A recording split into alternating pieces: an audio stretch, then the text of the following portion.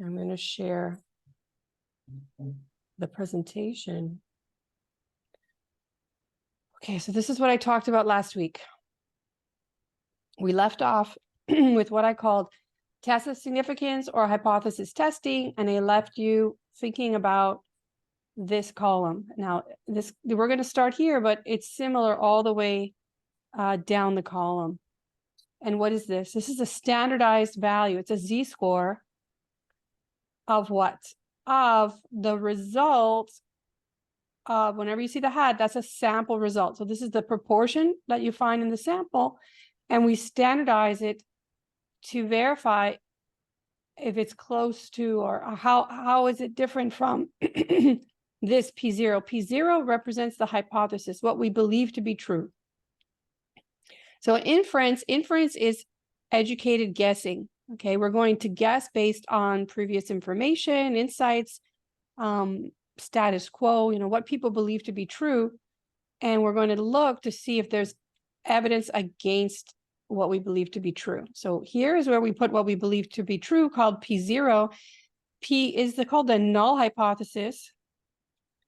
Null meaning nothing and nothing new, okay, in terms of statistics. So this is the null, or we say P naught. I always wondered how that was spelled, but anyway, P naught or P or null, it means nothing new, or nothing to report, or nothing's happening, nothing different. Okay, nothing different than what we believe to be true. And this is the sample result, and we're going to compare them by checking standard deviations from the mean. And all of this depends on the theory of the statistic called p hat. Remember, p hat is a statistic. These are all statistics. Why are these statistics? These are statistics. X and p hat are statistics because they are the results from a sample. Okay, so we'll go back to our first day of class talking about what a statistic is. X bar is also a statistic because it depends on sample n, the sample size n, to calculate it. Okay, so all of these depend on n, so they're statistics. All right. All right, so then I'll do the exercise that I did in the conference, even though, it's repetitive, I think. Then we can go from there and talk about some different problems that you've had. And I'll take problems from any of these, and then we'll move on to number 5 and 6.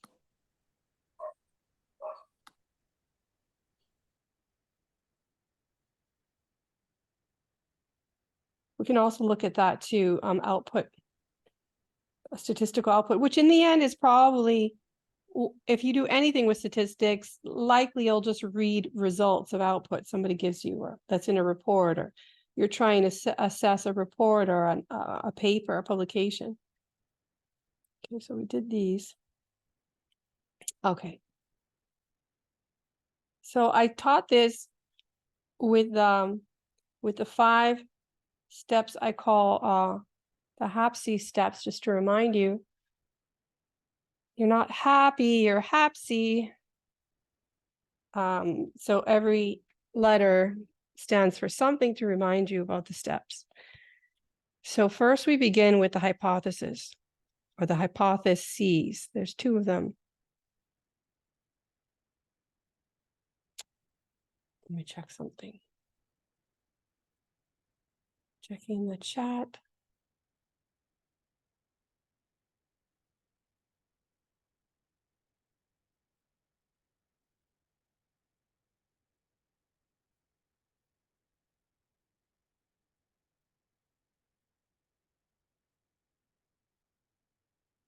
One moment.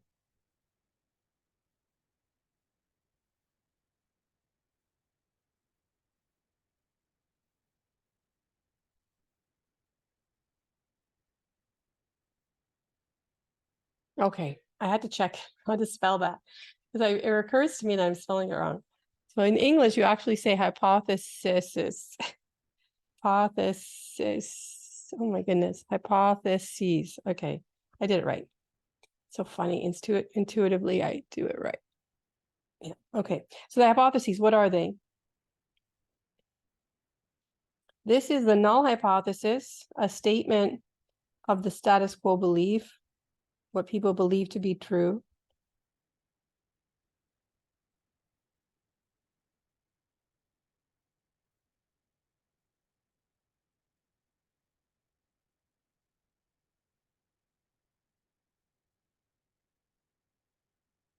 And the alternative is alternative hypothesis.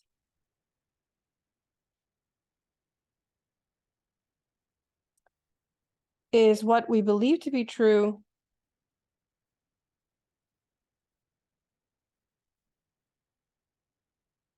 if we find evidence against the null hypothesis.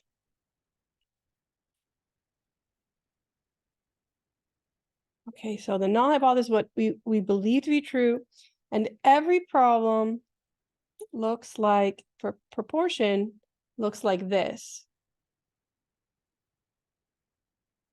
And I'm very specific about that just because this is the way I solve problems. And if you look at other textbooks or online, they might do things a little different.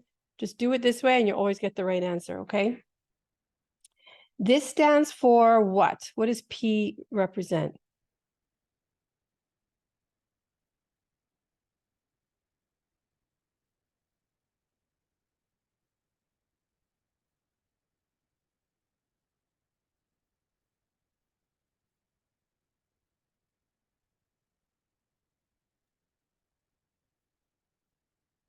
The 480 regular uses of vitamin. No, I mean, what is it? What does P represent? What is it? Probability? Probability. Okay, so What's Yamilis is saying something about population. So she's talking, she's closer, population, P for population, no, but P for, it's the population proportion, right? So this represents the population proportion.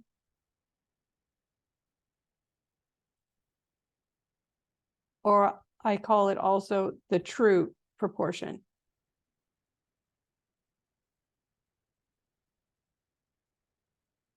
It's the true or population proportion. I'm gonna write that clearer.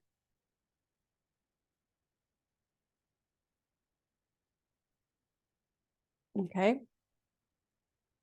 And we don't know what it is. But we are going to, we can't do anything unless we put our neck out and infer what it is. So people believe that what? So this, the way it's stated here, it's kind of, you get information that about the alternative, okay? This is how, so there's a number here. Basically, whatever number I put here, I have to put here. So if I get information on the true one, it's going to be the same number that I put here. If I get information on the alternative, it's the same one that I put here. So either information is going to fill this here. So it says that 25%, we're going to test the suspicion that less than 25% of people use vitamins. That's the only number I'm staring at. I'm going to put it in both. And now I'm going to decide this, and I already told you this has to be an equal sign, okay? So this is how we test. We test a statement of belief that it's 25% against the alternative that it is, we get to choose now if it's less, greater, or not equal. So those are the only options. Which one do I put there?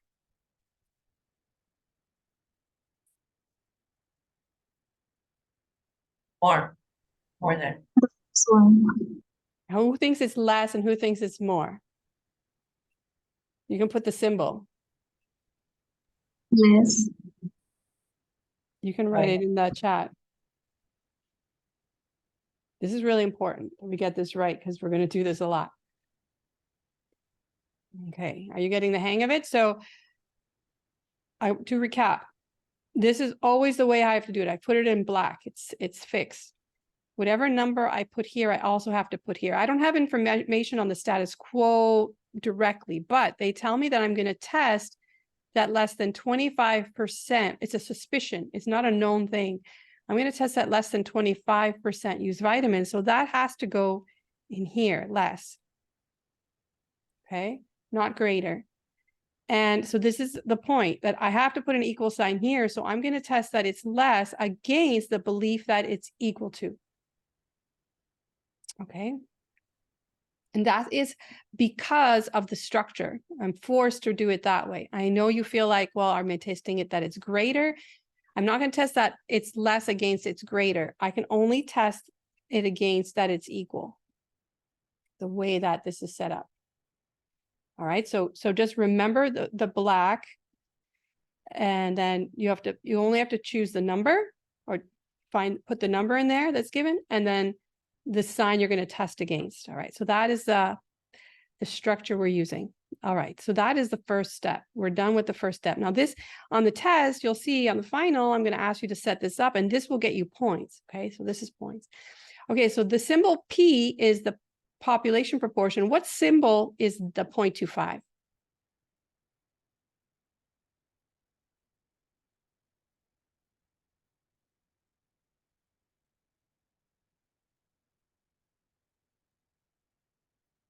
What is the symbol for 0.25?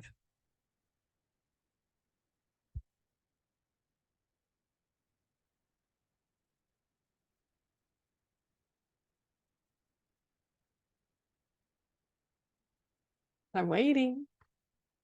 Okay, let's see. Catalina put something. What about everybody else? Think about it.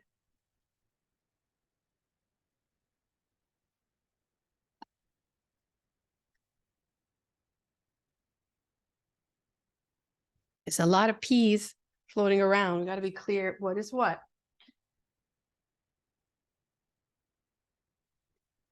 Okay, Tatiana, Carolina, they propose that it's P naught or P0. And they are in Orlando, and you are right. Okay, so that's P0. That is the hypothesized value for P. So this, I'm going to move this down.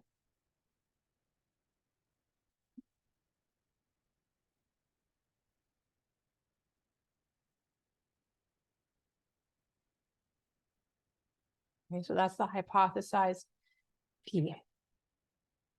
So that's the first step. The next step, well, we can't really do anything if we just guess about something. We need to find evidence to disprove our claim here. So we claim that it's 25 and we're going to test it against it's not, it's rather less than 25%. So to start anywhere, we have to make an assumption. Given we have no data, we make an assumption. So A stands for assume. And we're going to assume that it's true. That P is equal to P0 of 25%.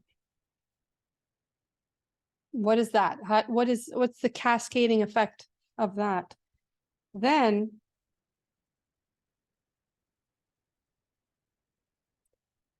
we'll know that if we were to take a sample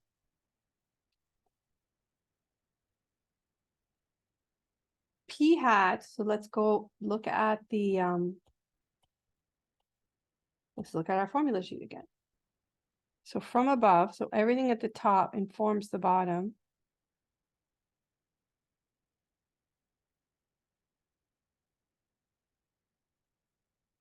So P hat, which is X over N, has a mean of P and a standard deviation of P1 minus P over N. And it will be approximately normally distributed provided these are true. Now from here on out, usually this is true. I mean, you don't have to test it. Usually I make it true, but we can double check, okay? That is this is going to be approximately normal. This will be its mean, and this will be its standard deviation. So we're going to apply that information. The only way we can do this if we know P. So since we don't know for sure, we're just going to hypothesize or believe that it's true, assume it, and then see what the consequences are. If that produces evidence against our hypothesis. Okay.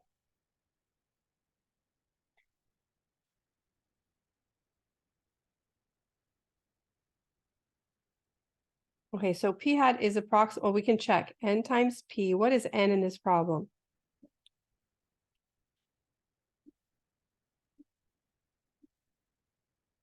N is the 900. And what is p in this problem?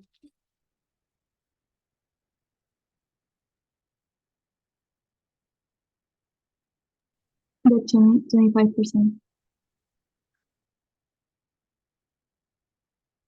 P.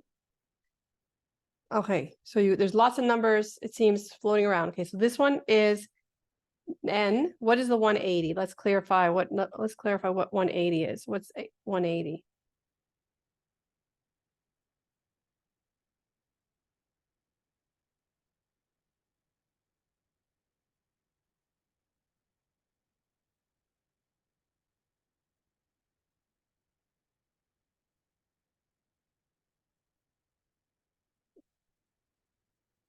So we're going to really get to the bottom of this, right? So n is 900, 180. What does 180 represent? Aha. The 180 is the number of successes. So we're going to call it x. Excellent. So that's x, that's n. And now I'm going back to the original question. What is p?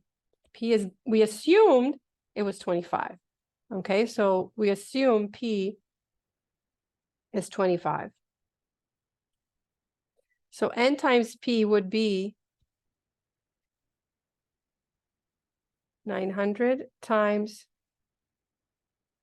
0.25, and that is going to be bigger than 10, correct? And also, n times 1 minus p will also be bigger than 10. Okay, so it's going to work every time. Okay, so from here on, even though in module 8 I made you check, it's pretty much always going to work for these types of problems. But in theory, you should check it. Okay, so what do we know? Because that's true, then p hat is approximately shaped as a normal with a mean of p and a standard deviation of p, 1 minus p over n with a square root. But what is p? I keep on asking you. I'm stressing this because it's really important that you know which p is p.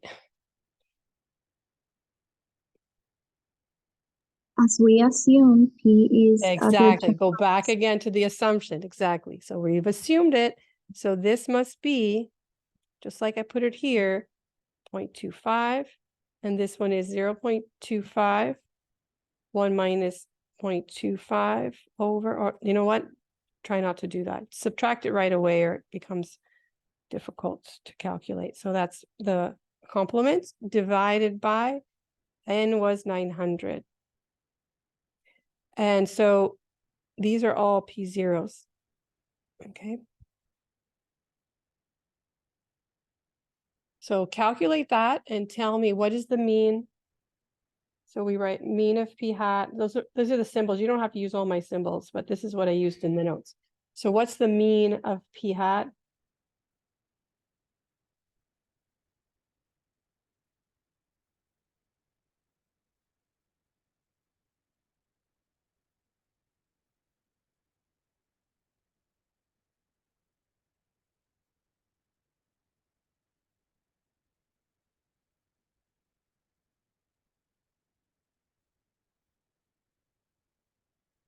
%. That's right. And then the other one, if you put all the numbers in,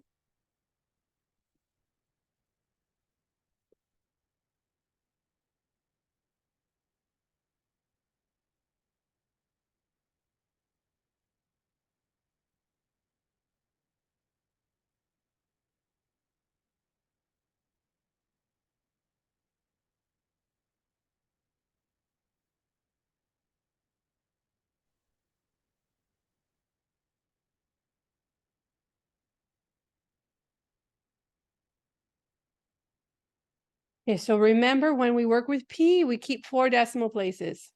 Okay, don't forget that.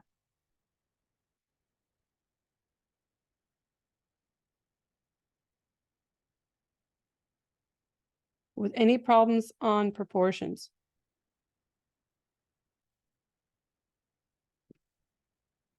All right, so this exercise so far has involved a lot of what we've already learned. Okay, we learned about the normal distribution, we learned about proportions, we learned about hypothesis, null hypothesis. And all of this was hinging on the idea of the count variable X. Okay, so there's a lot here. And the more you practice, the more you can tease apart the topics in your own head and not feel like I'm inventing things. It's all connected. Okay, so we're going to keep 4 decimal places. So now what do? So we have that, the next step. So we've done so far the hypothesis, the first A. Now the next A is called assess the evidence. What's the evidence that we have?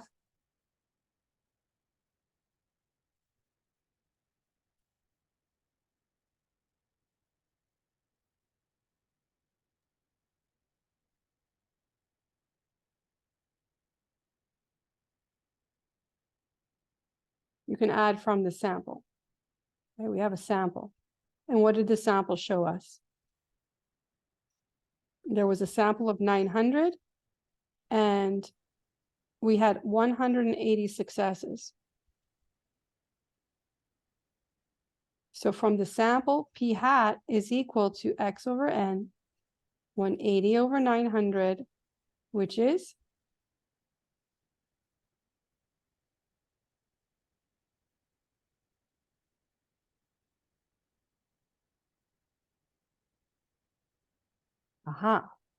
So mathematically it's 0.2 or 20%. Now, before we continue, reflect on what you found. This is the sample. The sample says that 20% of people use vitamins. But what did we believe at the start?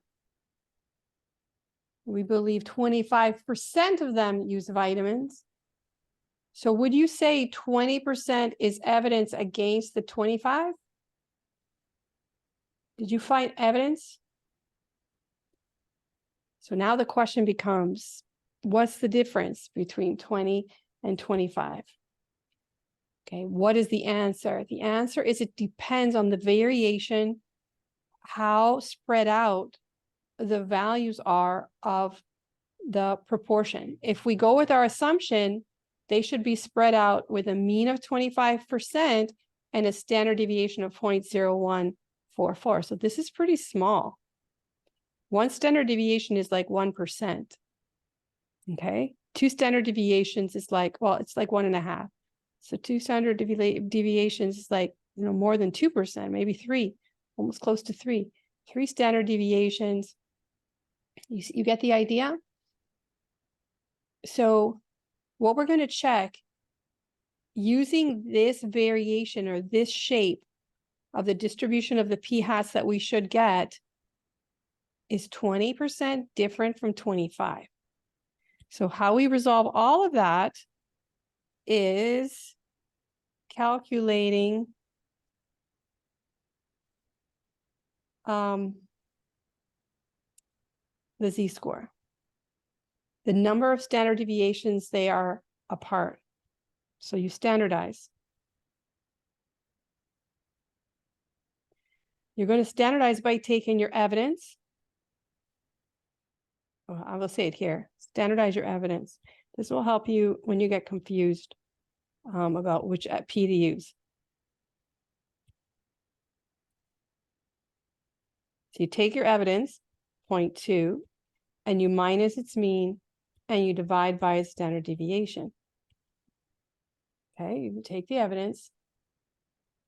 So the evidence, I'm going to put 20 there just so you remember. So that's the mean and the standard deviation are over here. So 0.2 minus 0.25 divided by 0.0144. That's what you have to do. You're going to find out how many standard deviations they are apart and then use our rules, everything else we learned before, to assess if that is an outlier result.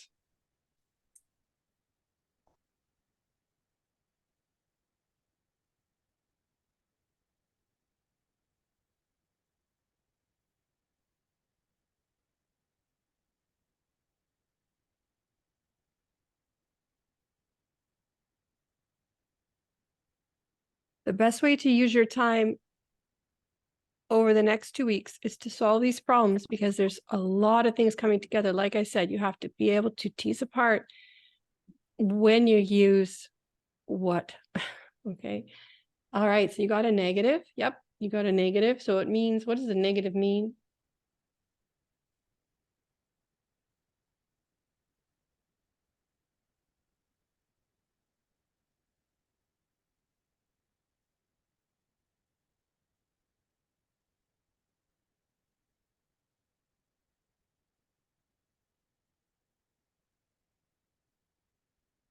So we round this to 2 decimal places because we're working with the Z score. And in my answers, we'll use the Z table, but you could use Excel as well. What are we going to do with this number? So we got more than 3 standard deviations away. In the first few weeks of the course, that would mean that our evidence is called what? That starts with O. It would be an outlier, right? It's an outlier. And it's below the mean. It's lower than the mean. That's what the negative means. So it's lower than the mean, or in other words, the expected value, just to be clear, because I didn't put it, it's a P, but it's lower than the expected value of 0.25. Sorry, I don't. Okay, so it's lower than the 0.25 by 3, more than 3. So just by this assessment, we would say that we could conclude here, but we don't, all right? We could conclude here if we're talking, if you're just working in a lab and you're just testing things. But if you have to write a report, you have to do the next 2 steps, all right? But here, at this point, you know that what you found is strange, right? And in fact, because it's strange, we have to make a decision. Either we blame the sample or we blame the assumption. We assume the sample is correct, making another assumption, but we're going to say there's nothing wrong with the sample. We can take another sample and let's say we got almost the same thing. Okay, we could even do that. Then that case, that what we say is that we found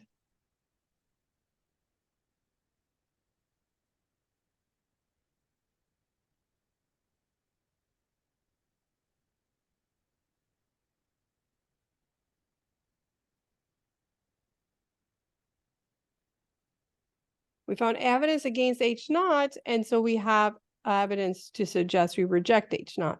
Okay. That's where we're heading, but we can't really stop there because we have to think about writing this report, right? So how do we write a report about this? We have to do the next 2 steps.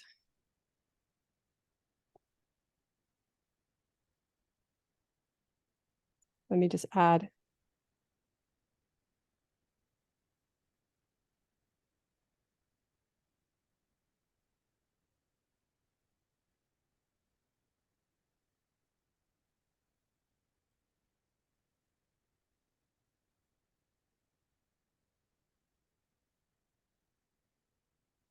Right, just to write some more down there. Okay, so let's now do the last 2 steps. The next step is the P step. So we're going to do P. And that is calculating what's called a p-value. We have a distribution. We're going to use our distribution for p hat to say the p-value is the probability of seeing a z-score, or I'm going to call it a test statistic,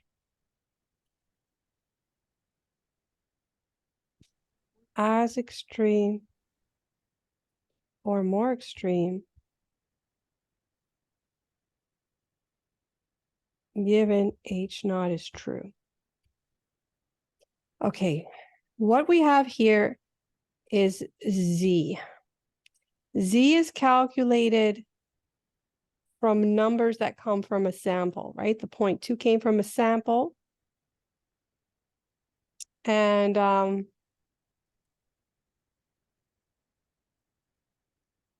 even these parameters, these are the parameters calculated for the statistic p hat. So Z is also a test statistic, okay? It's also a statistic. So this is called a test statistic.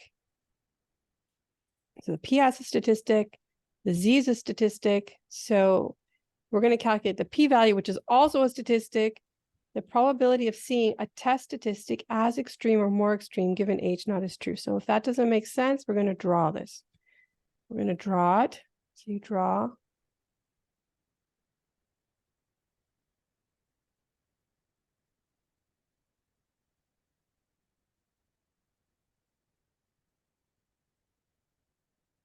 What are we going to draw? We're going to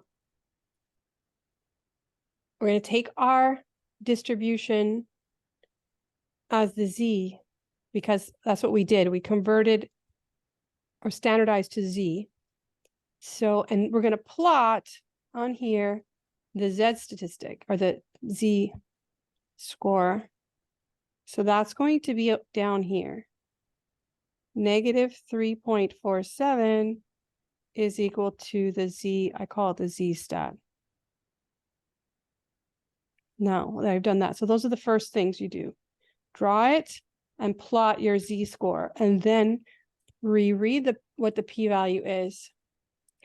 The probability of seeing a test statistic as extreme or more extreme given H naught is true. So we're going to see what's the probability of getting this result. We're going to see going extreme. So notice I didn't use the alternative hypothesis until now. So now I use it. I go all the way up.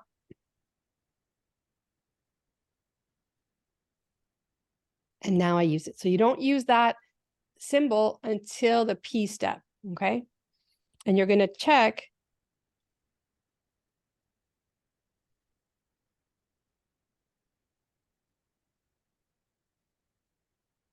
what's the probability of being there. So you go onto your tables, or you go into Excel, and you tell me what's the chance of being there.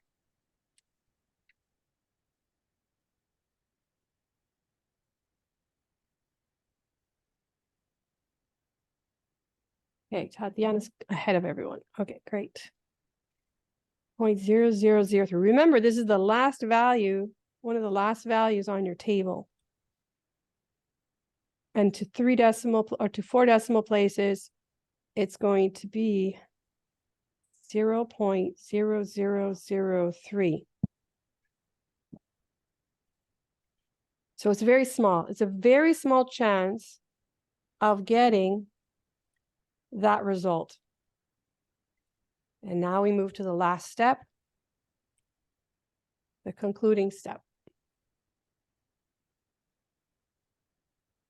I'll wait for people to catch up.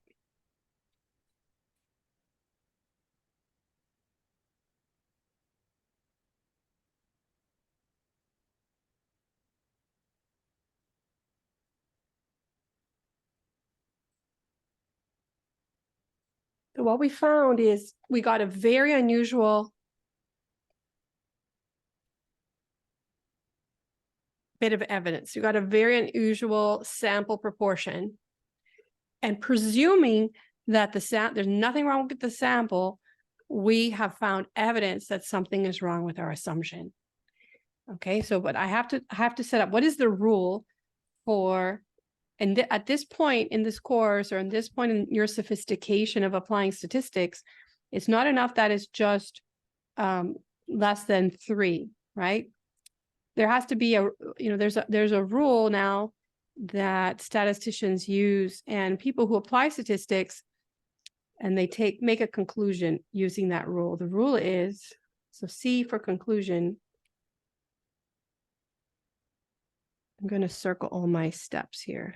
So that's the P step. This is the A step. The second A. And that's the first A. The second A.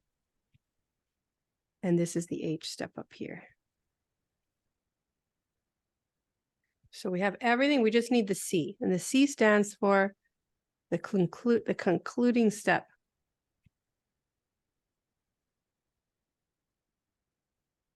Every problem concludes like this.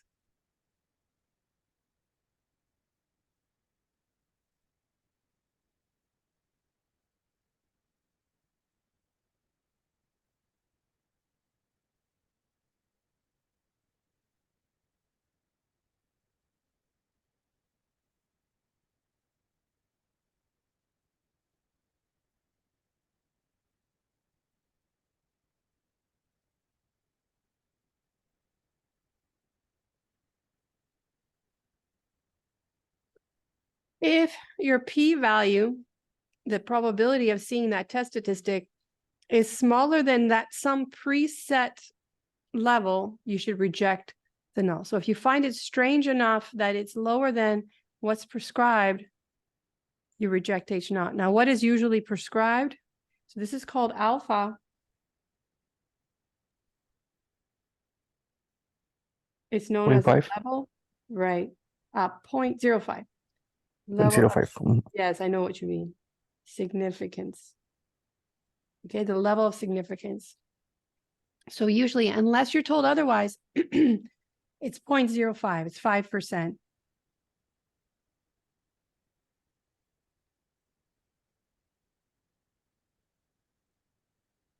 Now, sometimes statisticians or people working on a project, they want to be very, very, very strict. They don't want to change the status quo. They want to protect or defend. They're very conservative. They don't want to change the status quo. They want to defend the status quo. So they choose an alpha that is what? Let's see if you guys follow what the alpha means.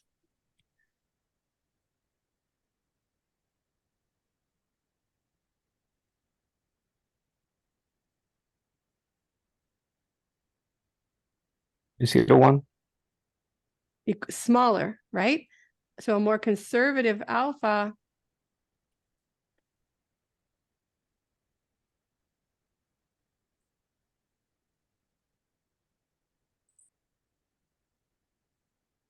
You can use a more conservative alpha when you don't have when you have menos individual.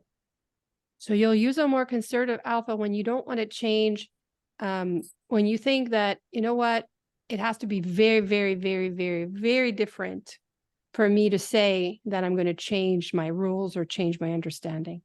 So I'm being very general in my statement, but they're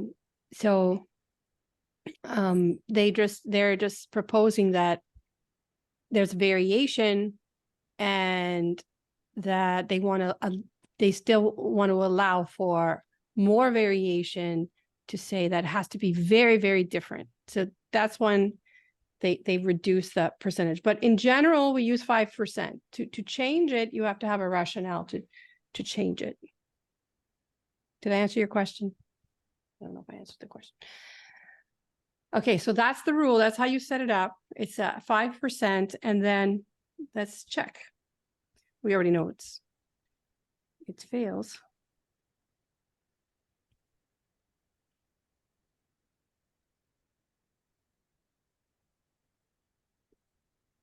But we have to write it, okay? We already know it fails, but we have to write it down.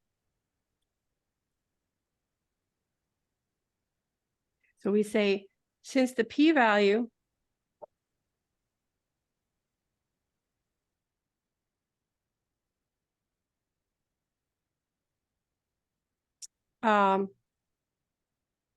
less than or equal to alpha means reject H naught, and the p-value was 0.0003, and it is smaller than alpha, so we do reject H naught.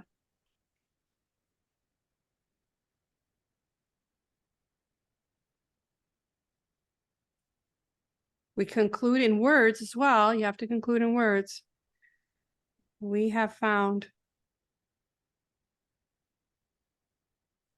sufficient, like a morsel of evidence to suggest less than. So now you can state the alternative.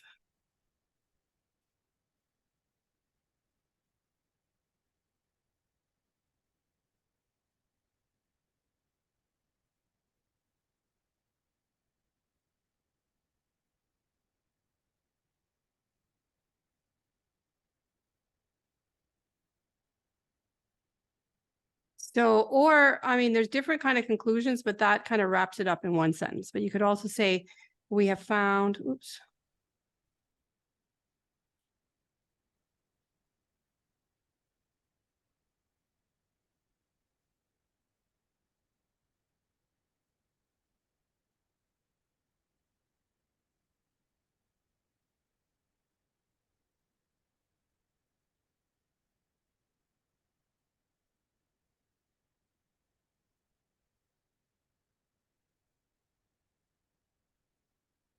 I have to put it in words. I don't want to just say rejecting that.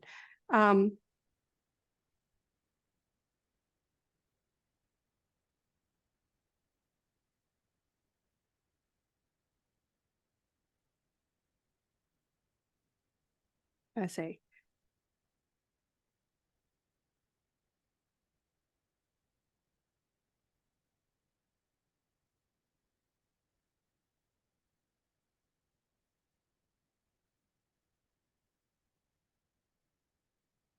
So this is just like drawing it out, right? I might as well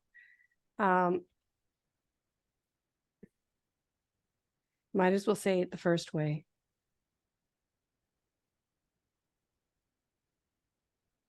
So this is a really long sentence. I'm going to stop writing. But basically, we want to put it all together and say, we have found sufficient evidence to suggest either, we write, to reject the null hypothesis that 25% of people use vitamins in favor of the alternative, that less than 25. So I'd have to keep writing.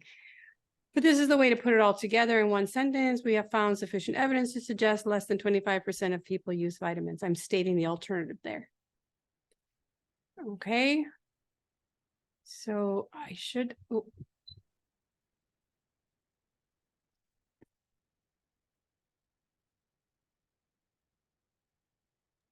Professor, does the significant level have something to do with the confidence?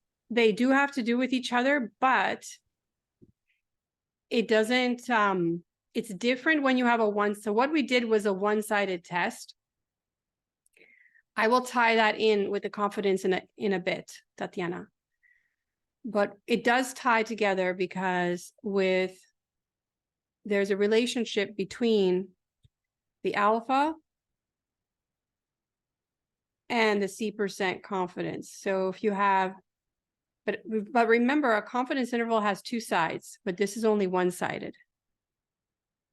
So that's where we have an issue. Okay. So there is a relationship between them.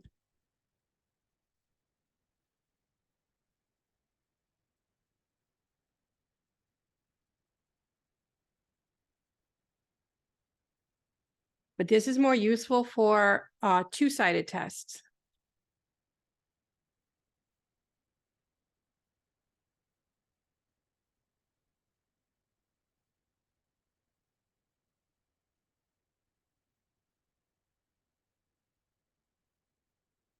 So we're going to talk about two-sided tests next, okay? All right, I'm just letting you guys write it down or take a screenshot.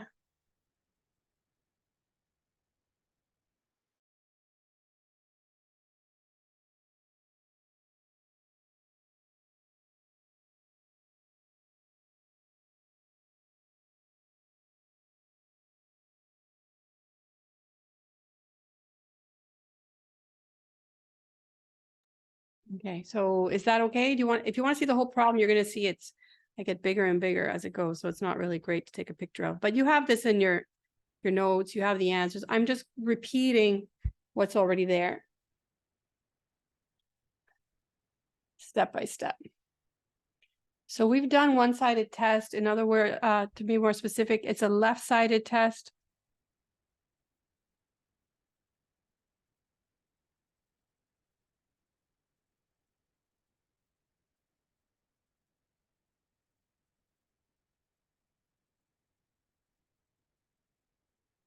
Any questions?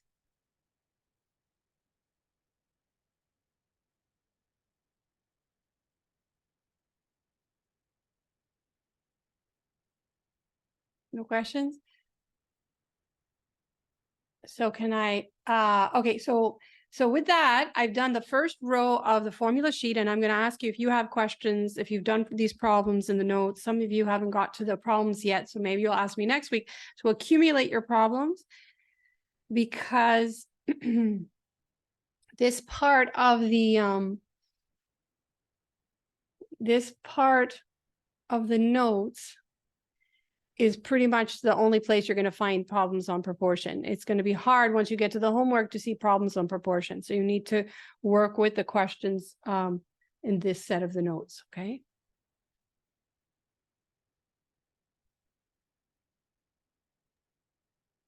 Professor, one question. Yes. Where in Moodle we can find the formula sheet? I couldn't find it. It's at the end of these notes. It's at the end of module 9 and the end of module 8. I didn't put it on the top of the platform, but I mean, that's a good suggestion. Let's see if I get around to doing it. But yeah, it's in the end, at the end. It's Thank also you. on the old exam. Thank you for asking. I was looking for a specific set. I think if I go to the end, it's just here at the end.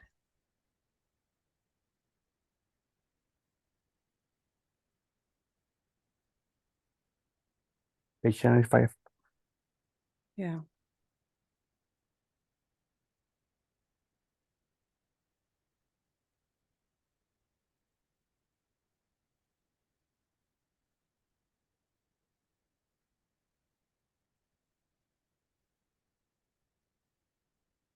Right. So I'm going to, if you don't have any questions for me right now, let me check the chat. No questions. If you don't have any questions for me right now, I'm going to go to this row and we're going to solve problems for inference on mu. And when we get to the Z or the hypothesis testing column, I will do problems a two-sided test. Okay, so you can see the two-sided test. The same principle applies for the proportion, but I'm doing it for the inference on the mean.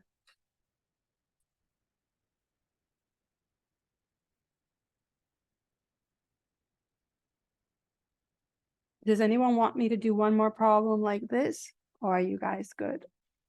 You want to try that yourself? Oh, let's look at a problem in output. Let's do an output problem, like a statistical output, and that will be different. Let's do that before we continue.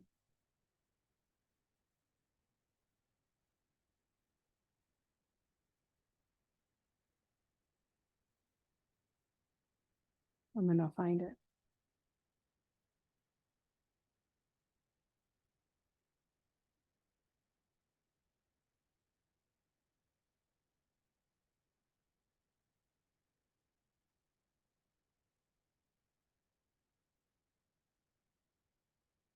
No, I'm not gonna find it. It's only gonna show up with the other thing. Okay, so I'm gonna then go to here, inference on the population mean. Sigma known. Okay, so I say a lot in my notes, right? Because I have to spell out the theory, and it all makes more sense after you understand what to do. So if you don't feel comfortable reading Just get into the problems, just go into the problems and then go back and read. And you can let me know if you're confused. I can meet with you. I said, this is the largest set of notes, almost 80, 90 pages in here. And because I have the theory and then I have problems with solutions and it takes up a lot. So we're going to go now to this. This is number 3 on the formula sheet, where we said that given a variable X that's normally distributed with a known mean and a known standard deviation, then the sample mean, the statistic, will have the same shape, the same mean, but the means will be closer together. And so this is a measure of how spread out they are. It goes down, right? It's down by a factor of n. So the sample size affects how close they are. The greater the sample size, the more narrow or tighter the distribution, more reliable the estimates are in terms of them representing the true mean. So that's number 3. If I take away mu, if I don't know mu, but I still know sigma, this is what I get. I don't know mu, I know sigma. So rather than I'm not able. Que salga como que el viento. Oh, somebody's microphone is on. Check your microphone. No me gusta más el primero.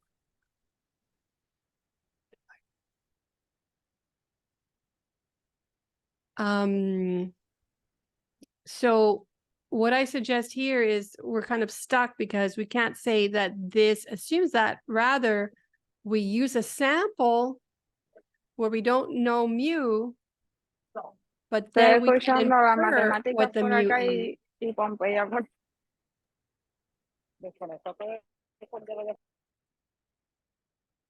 So we don't know what mu is, but we'll make a hypothesis about mu and then check it with a sample. Okay, so we're going to do the same thing we did with the proportion.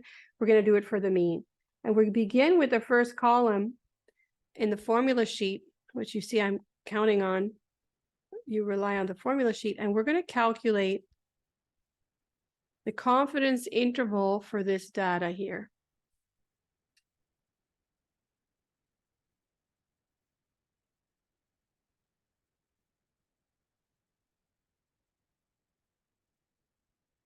So this is just to practice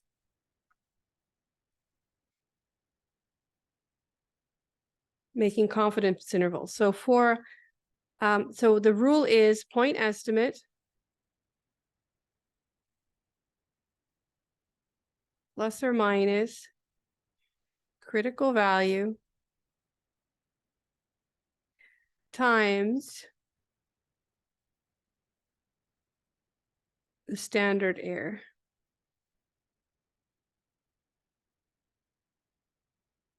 So we can say 2 standard deviations from the mean, 3 standard deviations, 2.6 standard deviations from mean, that will be the critical value. And standard deviations, actually, I can call it a standard deviation because I actually have sigma in this case, but I'm going to call it the standard error because they just rename in textbooks that it's called the standard error.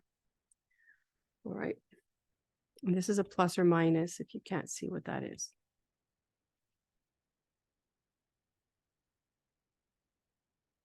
So in the case for the point estimate of taking a sample and calculating the sample mean, the point estimate, the best estimate of the true mean is X bar plus or minus whatever I'm going to use the Z distribution.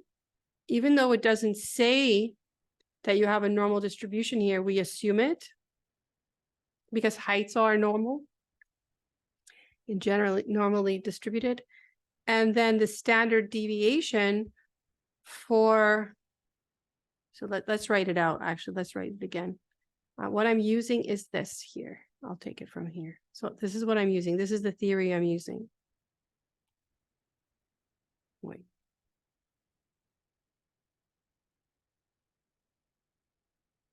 Well, actually, I'm sort of using this one.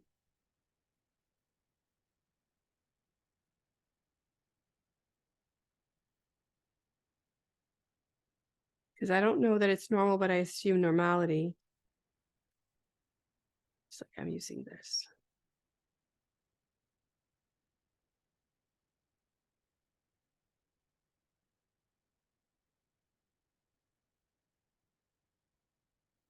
So if we have mu and sigma, then we know about the sample mean and the distribution of it. This sample results in one sample mean. That sample mean comes from this distribution. The only problem is we don't know sigma. Okay, that's what we're dealing with. So since it didn't tell us here the shape, we're just going to assume, we can assume it's normal, or it doesn't matter. We can apply the central limit theorem either way.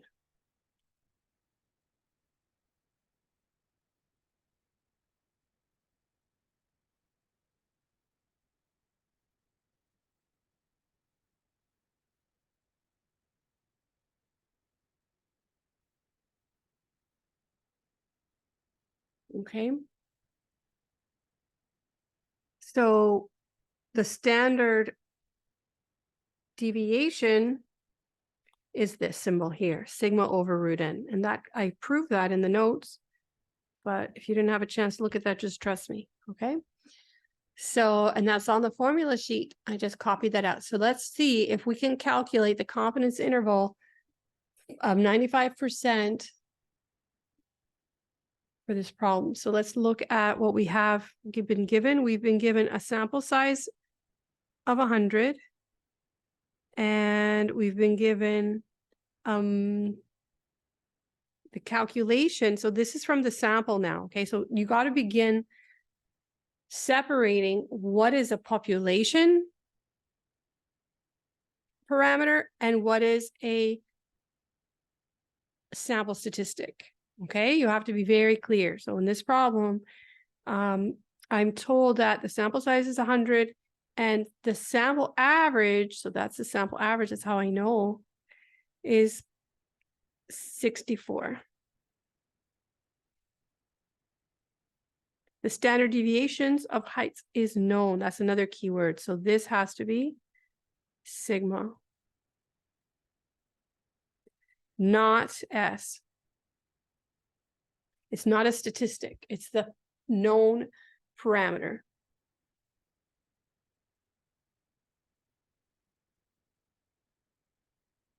Now you might say, that's weird. Why do we know that, but we don't know the mean? Well, it's just to make it a little easier before I take that away from you, okay? We solve these problems. And so we know that. So now let's put in what we have. We have the mean.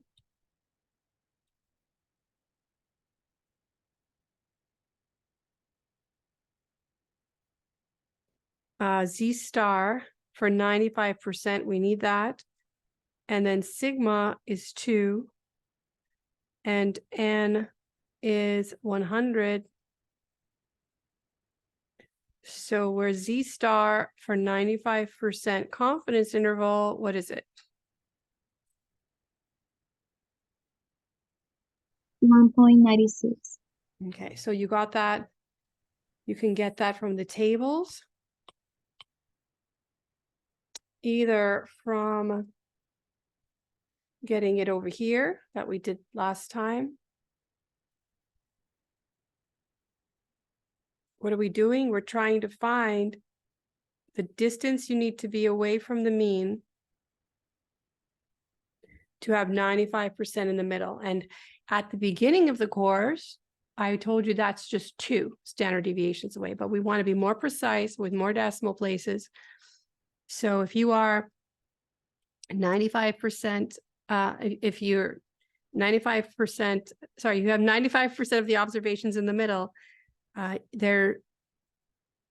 going to be cut off at where there's 2.5 on the left and 2.5 on the right. When you look up 2.5 inside the table, you get a Z of 1.96 negative. And this one will also be 1.96, but positive. The other way to do this is to quickly look at the T table that I introduced you to, we'll talk about today. The T table, we look here, the last row we use, and that's where 95% is very easily, the limit or the critical value is 1.96. It's very close to 2, but it's not exactly 2. And now that you see that this is all leading towards a comparison with a p-value and a 5% number of 0.05, these decimals matter, okay? These decimals matter. Okay, so the precision matters. So let's go back to the problem. If you guys are following, if I'm going too fast, tell me to slow down.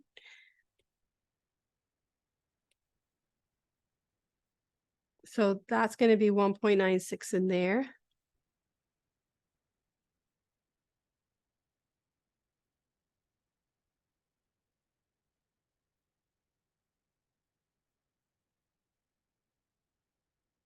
So when you multiply all this together,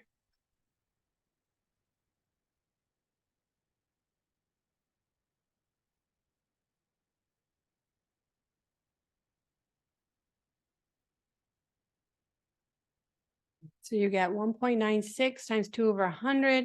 Simplifying, you get this. Now, you could leave it like that, or you can add and subtract this amount, and this is your confidence interval. From 63.61 to 64.39. 65 is not in the interval. 63 is not in the interval. Just these values are in the interval. We call this plus or minus the margin of error.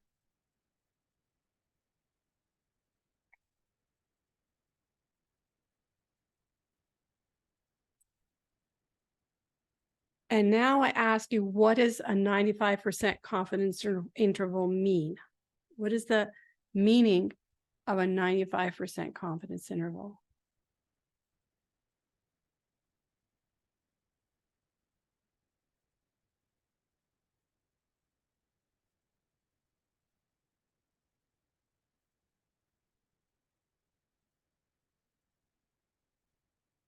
We calculated it, but what is the interpretation? Yo lo entendí, pero lo tengo, I have it in Spanish.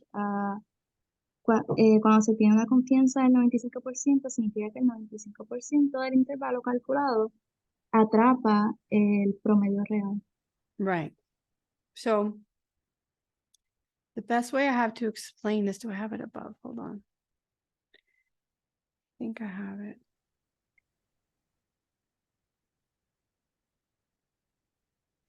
All right, so here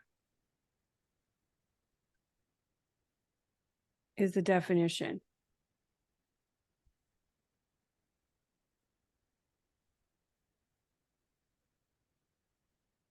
If I have a sample drawn from a population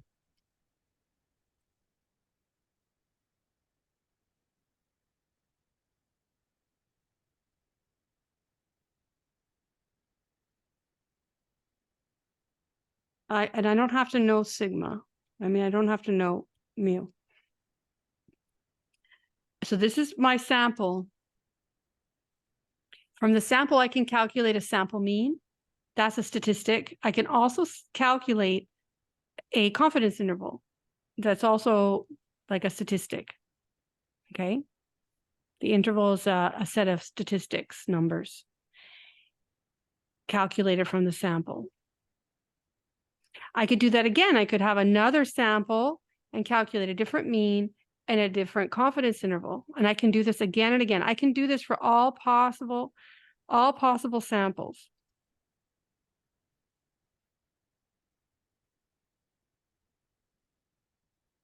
Because X bar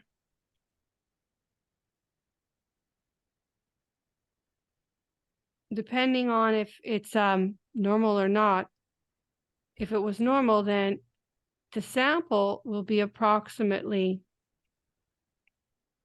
depending on what the mean was, even if we don't know it, and a standard deviation of sigma over root n. So the X bars will come from this distribution. So this X bar comes from this distribution. This X bar comes from the, notice I don't use mu. I never use mu. I don't know mu. I never use it. But for all possible samples, because of the theory, we say that, well, we could draw this confidence interval. Now this one will be the same length. It could be like this. It'll be the same length, but it could be over here somewhere. And then the next one could be over here somewhere. So I could draw a bunch of confidence intervals for all the different samples I have. And the rule is that 95% of these contain the real mean. That's because of the way this is distributed.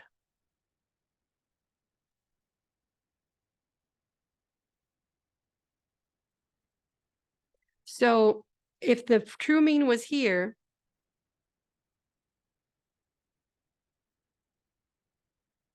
then this one would contain it, this one would contain it, but that one wouldn't.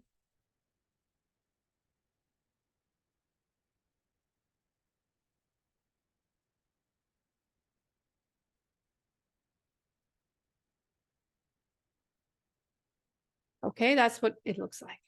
Is that a better way to understand it? So you've got one sample, you got one confidence interval, and it's one of many with a 95% chance of having the true mean.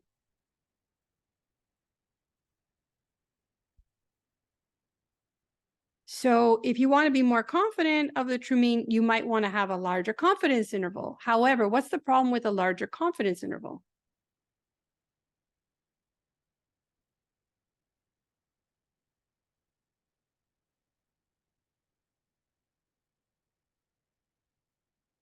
There's variables here, right? There's factors that affect the precision. If we have a larger confidence interval, it's going to be bigger and less precise. We want to be precise in our estimates. Why are we going to spend $1 million to conduct an analysis or a survey when we're not precise? It's not worth it. You want to be precise. So the convention that statisticians use is a 95%.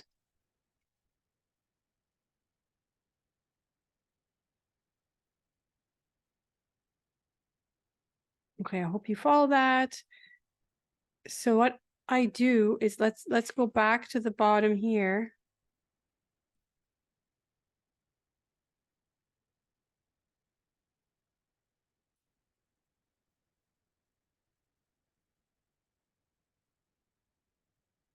What about B?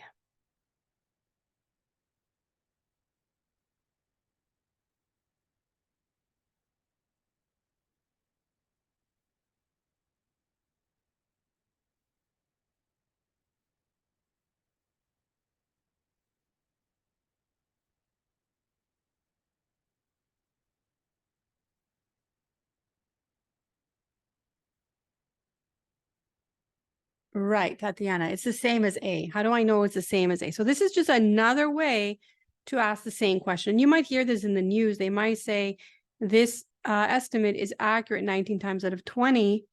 What they're saying, well, what's 19 out of 20? 19 divided by 20 is 0.95. Okay, so it's just another way of expressing 95%. So that's the same answer. All right, then you have these two here. All that's going to change is the Z star. So let's see what happens, because I made the point that the higher the confidence level, the less precise the interval or the estimate. You're going to see that this will make it be a bigger and bigger margin of error each time. Because 64 doesn't change. This is always going to be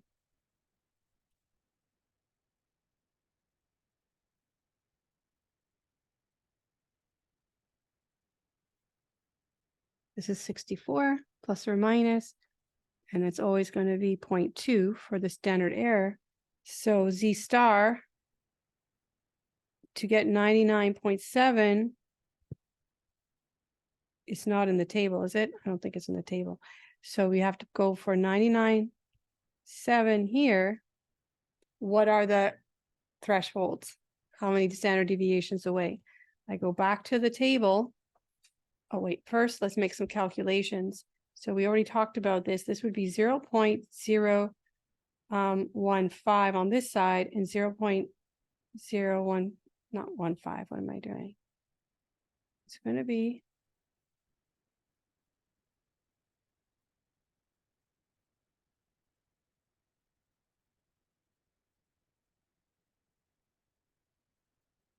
0.0015 and 0.0015. And I want to know, where am I?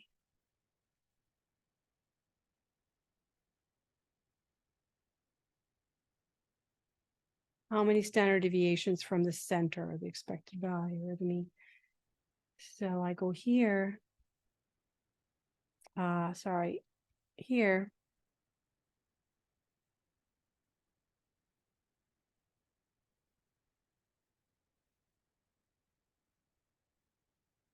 No, I did that right before. Okay, 0.0.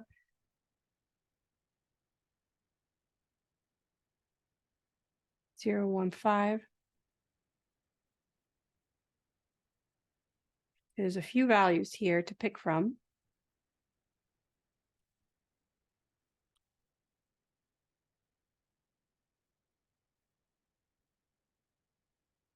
So 2.965. Yes. Does everyone see what I did? So it has to be between negative 2.96 and negative 2.97. So negative 2.965.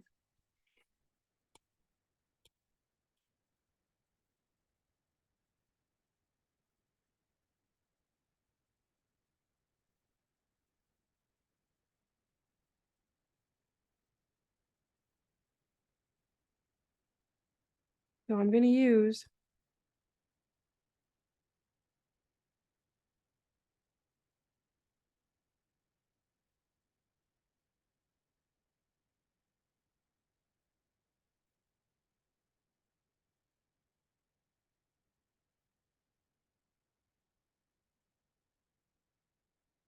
we had to do that because it wasn't in the table. Let me verify that I'm right, that it's not in that T table. It's not there. Is it there? Here's the T. Yeah, see, it's not here. It's not here. And the number 998 is different from 997. The number from 995 is different. So for precision, you got to go to the Z table, ironically, and find 0.997, 99.7% in the middle and 0.0015 outside.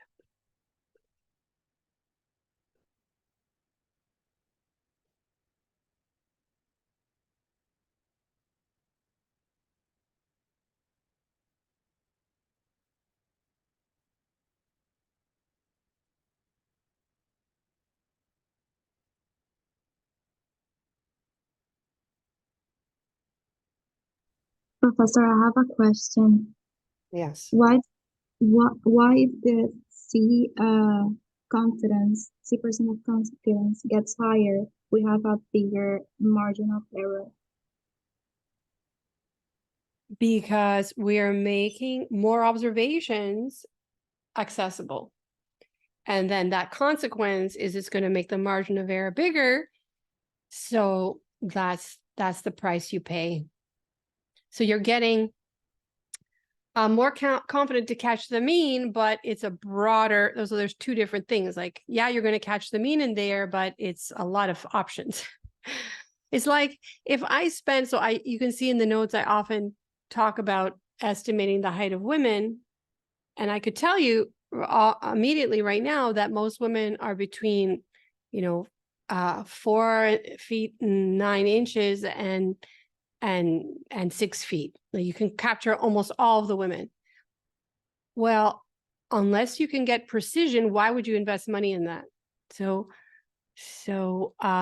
there is a trade-off.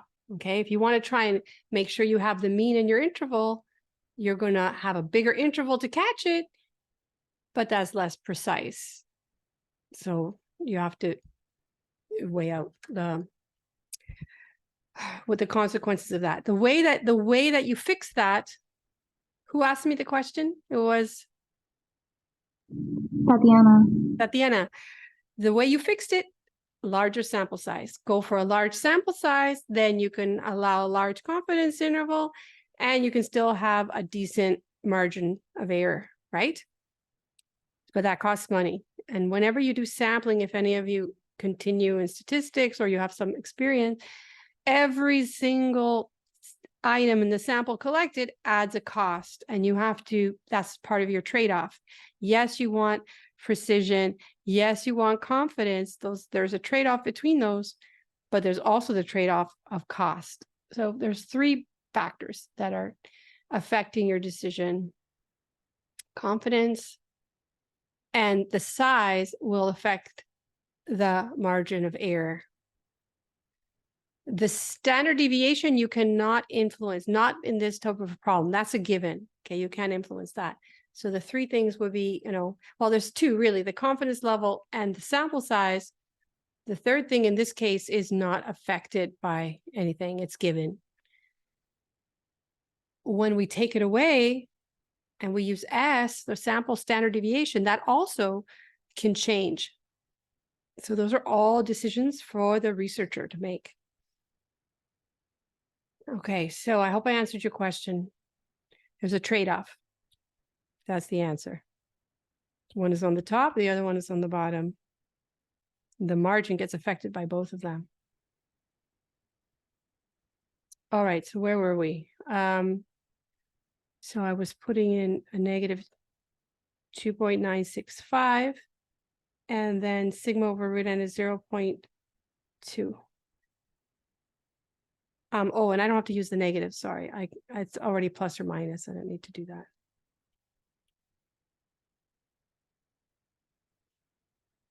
And then I simplify it in the notes.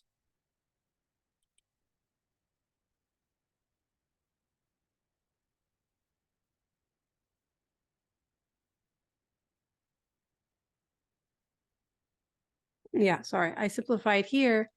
It becomes 0.593. This is definitely bigger than what we had above.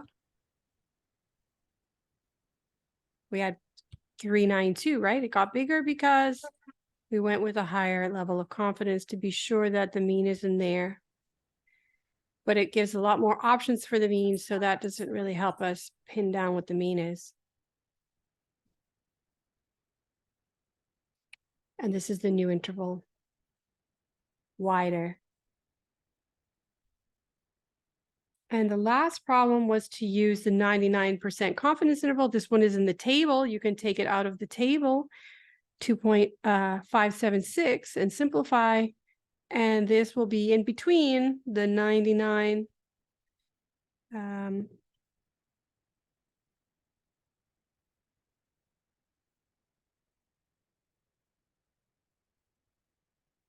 Right, it'll be between those two because this one's smaller and this is less wide and that's wider.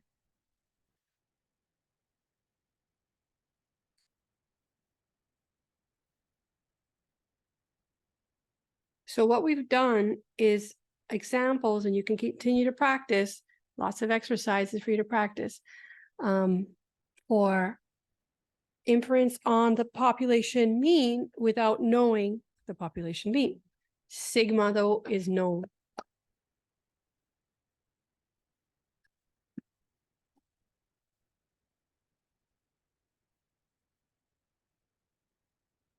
So to recap on the formula sheet at the end of the notes,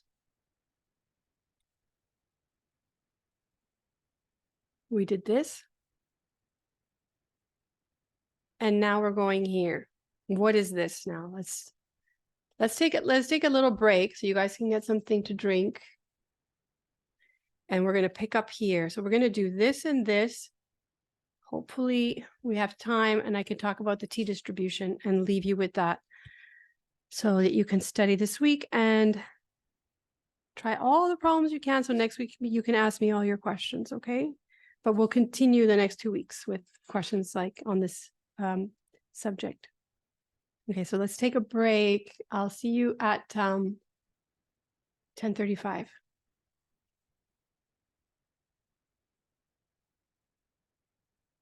Do you want me to leave up the last exercise or is this okay?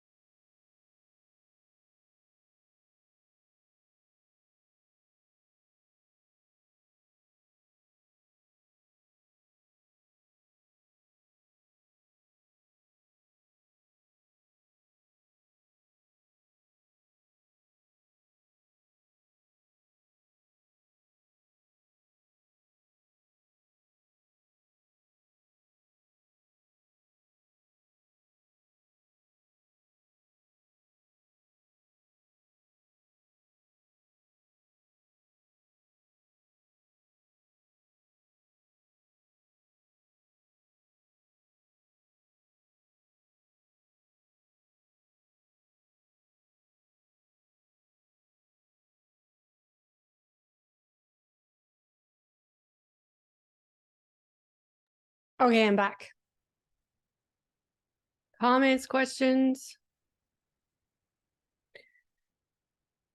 All right, so we're going to do this next. I'm going to leave you to work with the confidence intervals, but we're going to take the aspect of confidence interval known as the margin of error.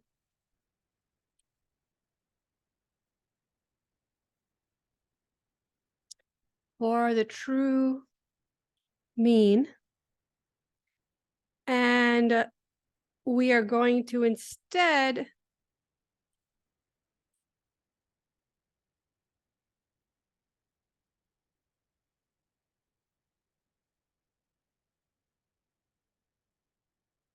set the margin of error for a certain level of confidence and estimate the sample size we need to get that certain margin.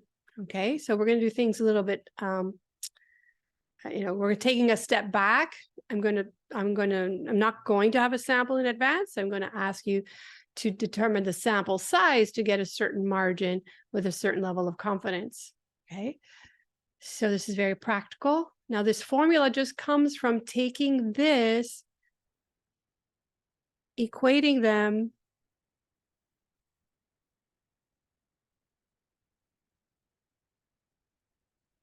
and doing the algebra to solve for n. So I take n over here, I take m down, I square both sides, and I get my n. Does anyone want to see the algebra? I can do it, I have space. Let me make this bigger. And let me make this smaller. So what we're doing is taking m, c star divided by n, and I'm going to isolate for n. Remember, to have n isolated, I have to square both sides. And now I really have my Mazda mnemonic device, right? This is zoom zoom to get the n, as I mentioned last class. But last class, remember, and this is where things can get confusing because you see similar symbols, but used in a different way. This is for estimating the sample size for, this is estimating the true mean. This is the sample size for estimating the true mean with this level of a margin of error and this level of confidence. So notice again, just like I was talking about earlier, there's a trade-off between the margin of error and the confidence level. If you want a certain level of confidence, you need to spend more money and get a higher sample size. If you want more precision, so this will go down, that also contributes to a larger sample size for smaller and smaller, narrower margin. Okay. So then I did have in the notes some exercises looking at that.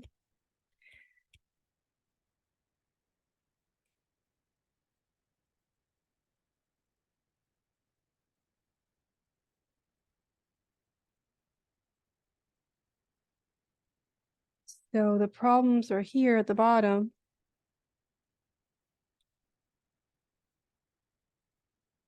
Well, I'm not going to take all that. Wait, I'm just going to take this. We know those already, right?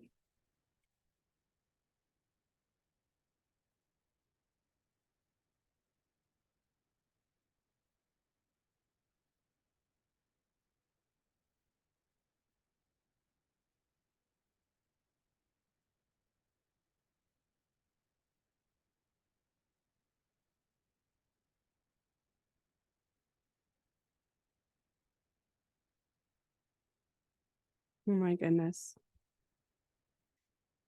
Try it like that. Okay. So for this one, 97 99.7% confidence, it corresponds to, like we saw before, 2.965 is the critical value. Given a sigma, so the results were from here, we're using these values.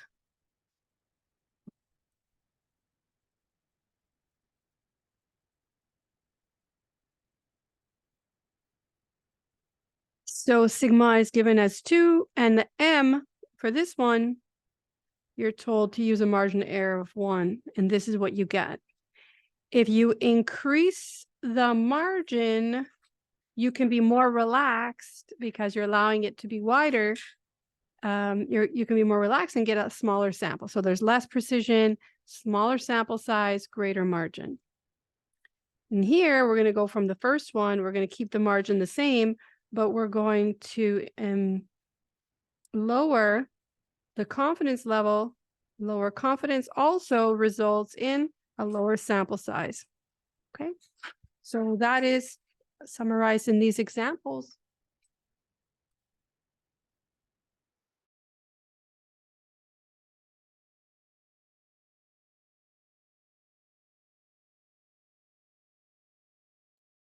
Okay, so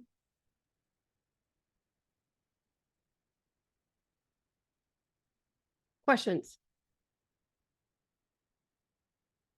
And last thing to say about this is notice that the rounding, if I want to maintain a margin of error of 1, I have to round up to higher sample size. That'll make sure that it's 1 or less as a margin.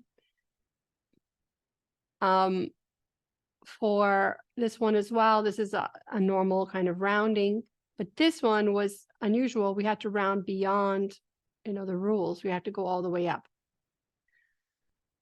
And for this one as well. Sorry, one moment.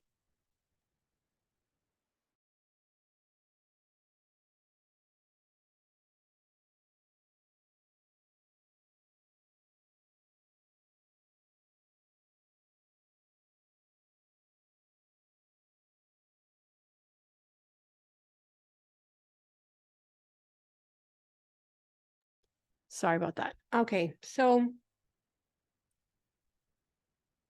no questions, no comments. That's pretty straightforward. One moment.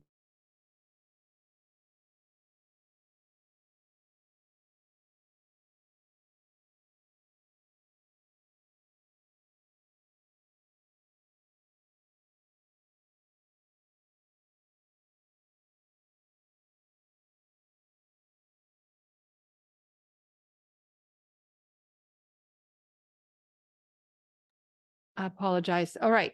So, all right. So you guys are fine with that. You can work with that.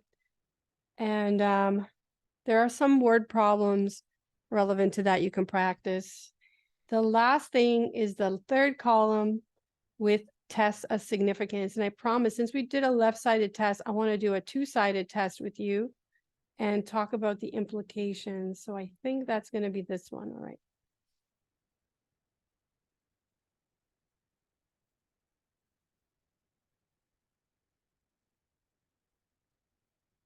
So I will lay this out. We don't have that much time that I want to get to the other problem. Okay, so I'm going to kind of go a little fast with this, if you can keep up.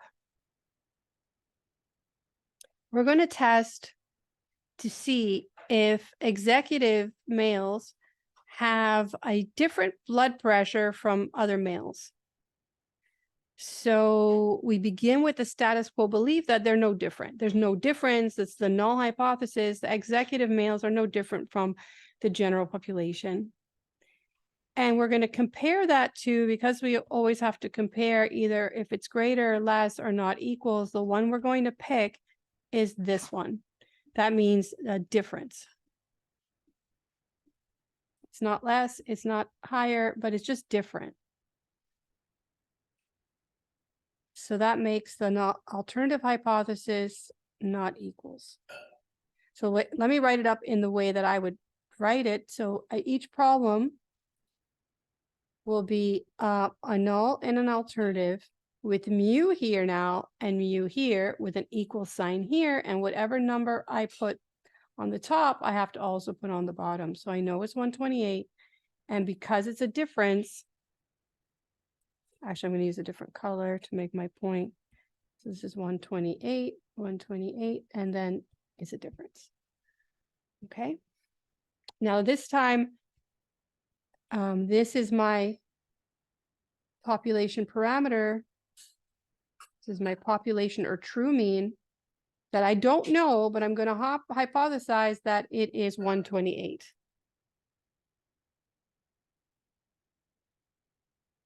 So that's my H step. Spelling HAPC, the next step is assume. What do we assume?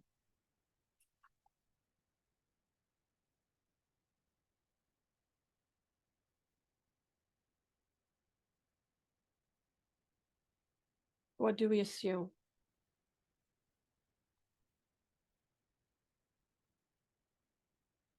That the mean is 128. Exactly. So there's nothing else we can do. We don't have any other information. We just have some theory, but the theory is useless unless we have a mean to work with.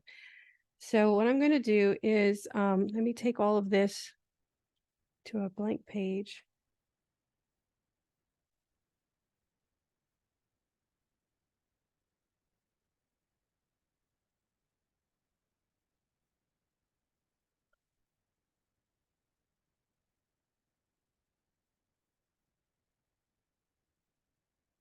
So that's the H step. I'll move it over.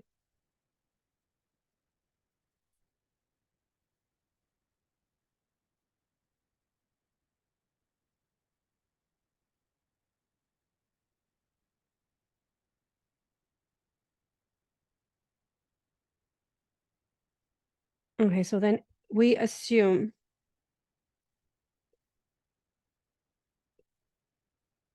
that H naught is true. What does it mean? It means that we will assume that we know that X is, because they tell us this, right? X is normal, 128.15, then any sample mean with a sample size of greater than 25, greater than or equal to 25, the sample mean will also be distributed with the same mean. The theory says with the same mean, but a standard deviation that's smaller, indicating that they're going to be closer together, closer, in other words, to the true mean. And this is why we actually sample and calculate averages, because we believe that they're going to estimate the true mean very well. So, but we're going to say this is going to be our mu zero. This one is given as 15. And this one we know is the sample size 72. So we can calculate all of that. And 15 over the square root of 72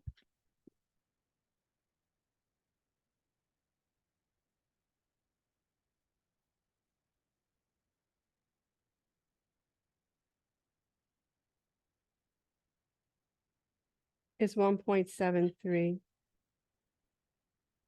I'm going to use 2 decimal places when I work with the mean. Right? Well, I guess I can put more. I can also put 4 here. 7321. I can do that. Because what I'm going to do after is I'm going to use that number to get a z-score. So sometimes people just leave this here without calculating it, but I'm trying to draw the attention away from the formula and towards the process. And the process is that we need to next assess the evidence given that theory. What is the evidence first? The evidence is the sample mean.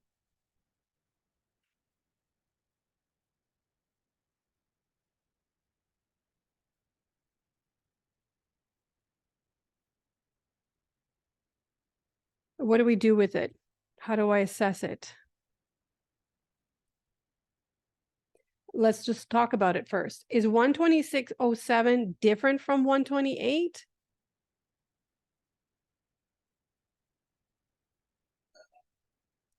If your brother or your sister owed you $128 and they gave you 126.07, would you be satisfied that it's close enough?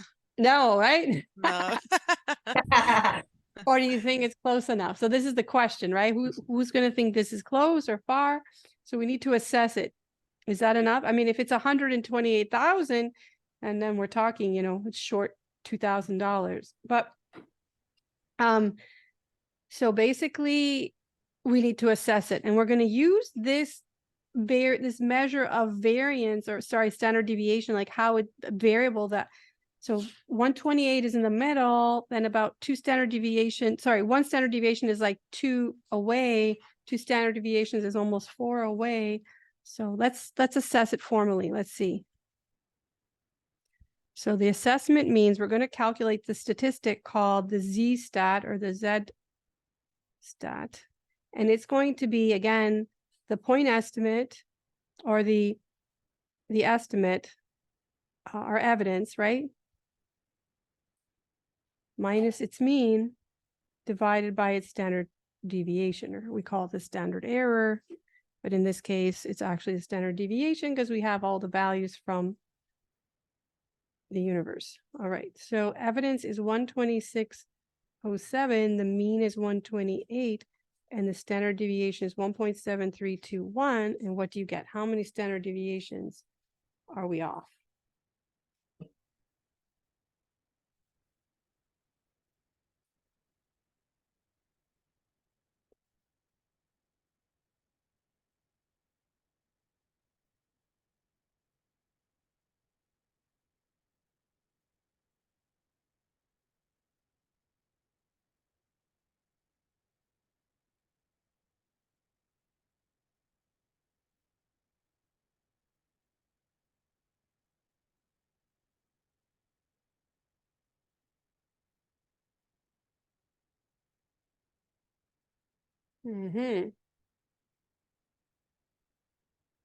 So it's going to be smaller. It's going to be a negative. It's going to be a negative, and do you get negative 1.09?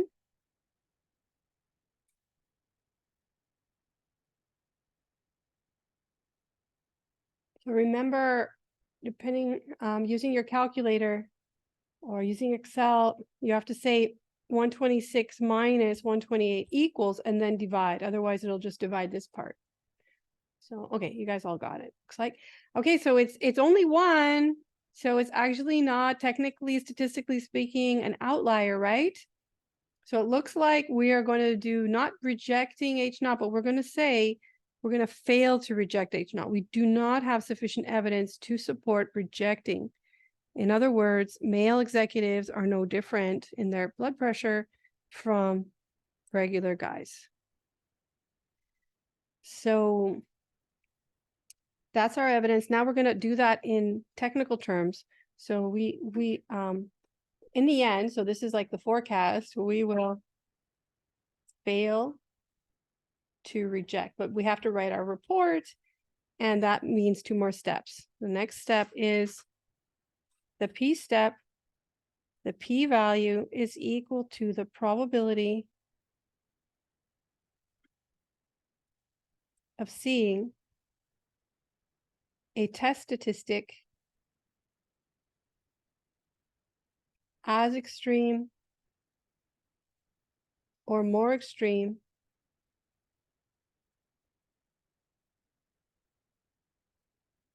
given H naught true. All right, so, and this is now the moment we are going to use this. Right, so the p-value uses that symbol. We draw a picture because every problem's a little bit different when we draw our picture.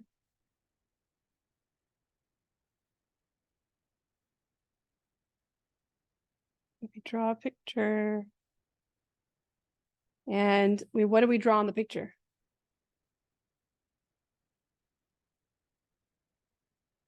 What do we put on it?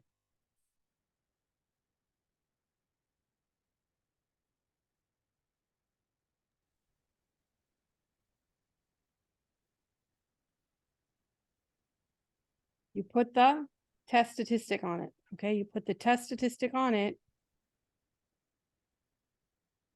And the test statistic was negative 1.09. That's about here somewhere. But because it's not equals to, I'm going to test if it's smaller. I mean, it's 1.09 below or 1.09 above. I'm going to test both sides. So this is the thing that I do different when I have a two-sided test. I'm going to test on both sides. So how strange is that? What's the probability of seeing a test statistic as extreme or more extreme? What I'm saying is find this probability here as extreme or more extreme. So 1.09 or more in either direction. This is a two-sided test.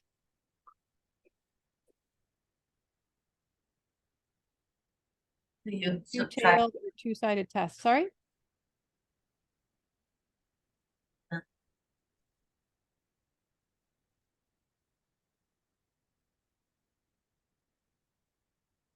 you subtract it here from the smaller. No, I want the tails. Oops. I want the tails. So just go to, I want this part. And this is the same as this one. So I just got to get this one because the tables always give me the left side. And then just double it. And I'm not going to write all the symbols and things that I have in the books. Very simple. Make a graph. Show me that you found the extreme areas, more extreme in either direction for the two-tailed. So the p-value is going to be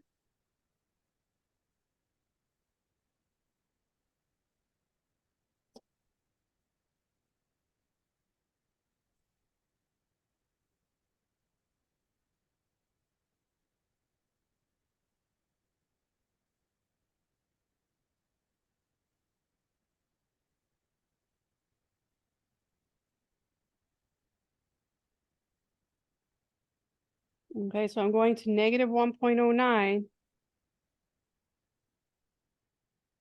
Negative 1.09 is all the way over here.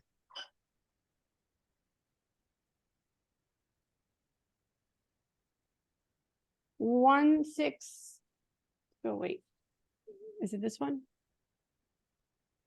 Or this one? Yes. No, the Yes, arriba. 1.09. Oh, this one, 1379. Yeah. 1379. Yeah, 1379. Very good.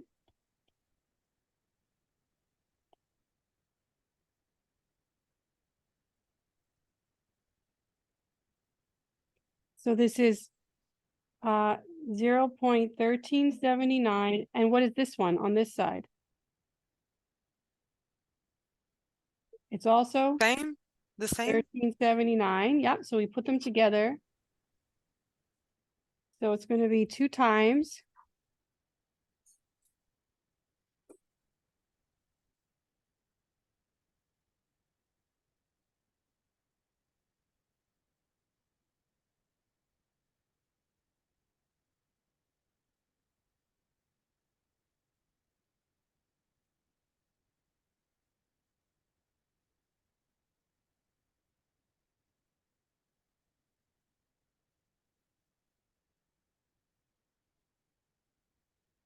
So we can all make the calculation. Now we're going to make the interpretation.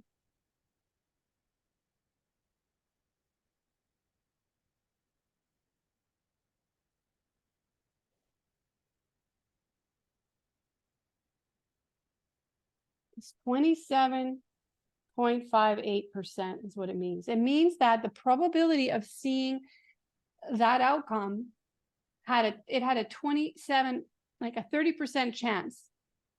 And we saw it. According to our standard, that's not unusual, right? That's not strange. Or again, we're going to fail to reject. We didn't find anything strange given our assumption. So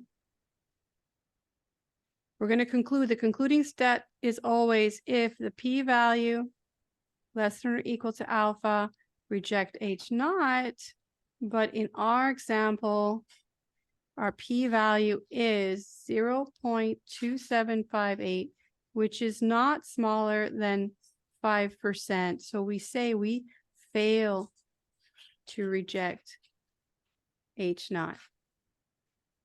We fail to reject H naught. And then we conclude in words.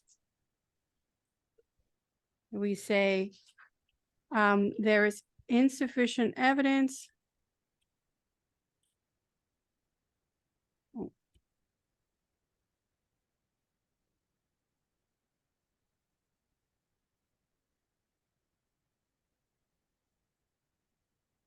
You conclude with this statement and then you make a final word statement.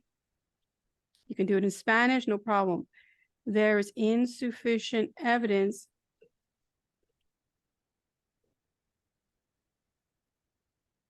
that executive males' blood pressure is different from other males. Okay, I'll get you a moment, give you a moment to write that down.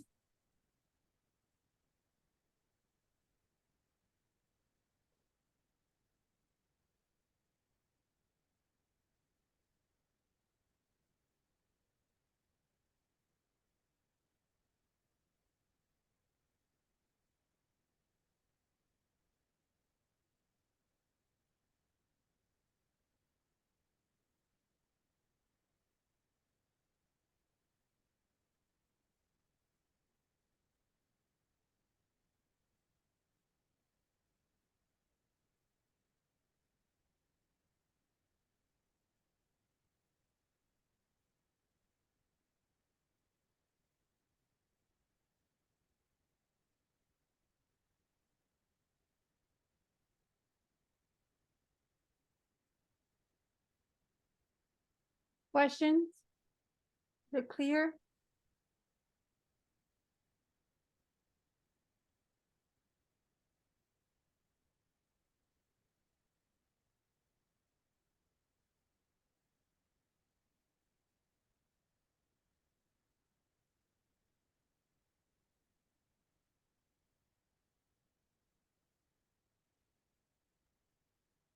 See if this works.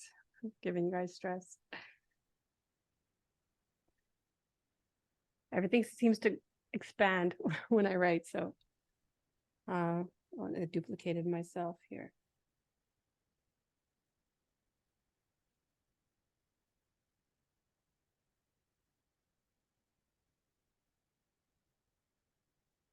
Okay.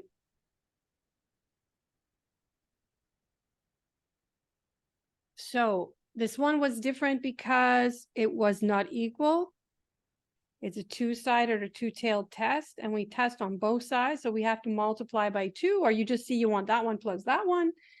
It's a little bit different. Now, back to what Tatiana mentioned about the confidence interval. Yes, we are comparing. I'm going to use a different color. So really,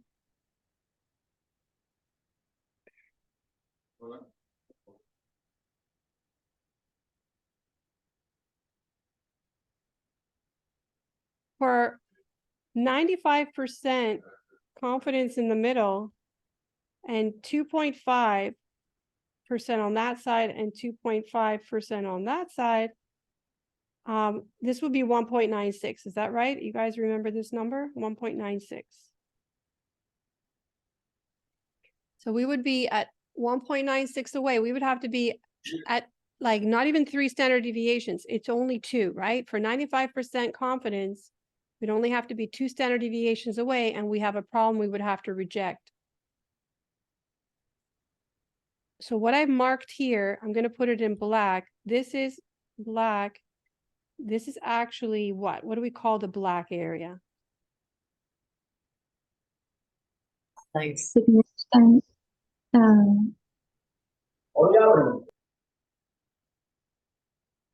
So the red area was the, yeah, I shouldn't like completely blurt it out, but okay, so this area here and this area here. So the red would have been all of the red, and here is the p-value. But what's the black called? Level of significance. Level of significance. Excellent. So those together, how am I going to do that? Is alpha.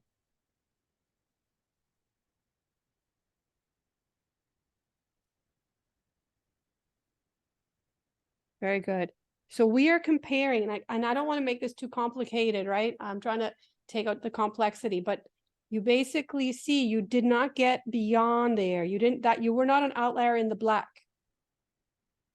That's why we failed to reject. We didn't find a tail value.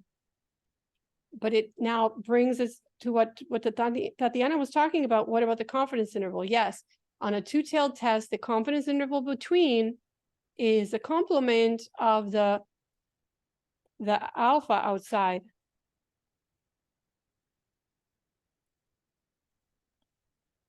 Okay, and we can take advantage of that, and that taking advantage of that in the way that we don't have to do 5 steps. All we have to do, this is an alternative method that I mentioned in the notes.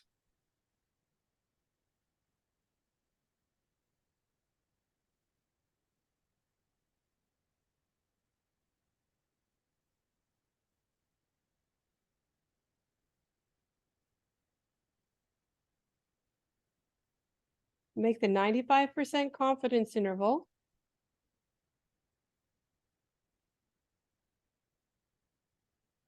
If mu0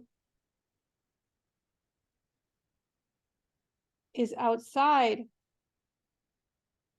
then reject.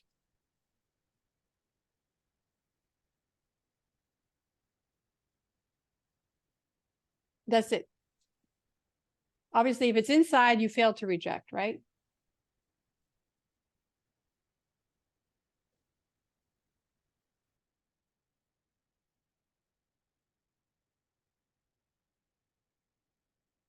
Hope you guys can read my writing. I gotta write that clearer.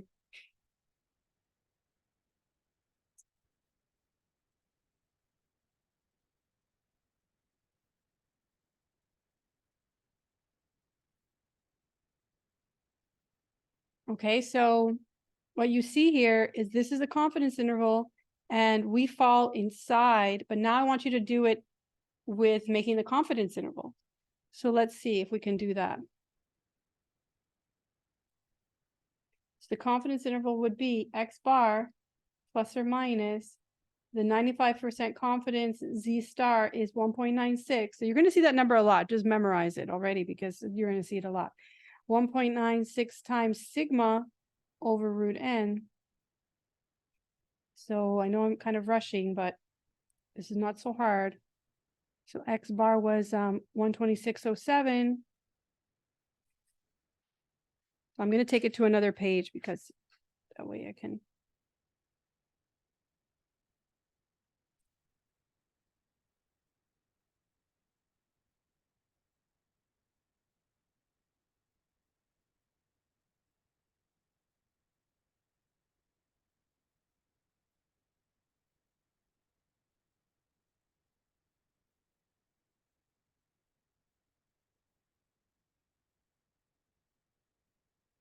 So this was 126.07 plus or minus 1.96. Sigma was, what was it again? 15? And N was 72.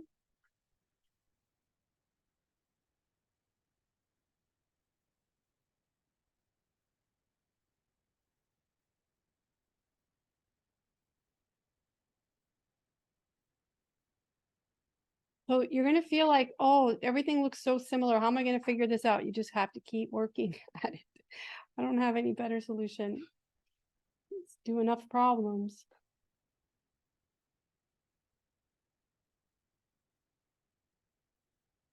So I get that this margin of error is 3.46. plus or minus 126.07. So is 128 inside?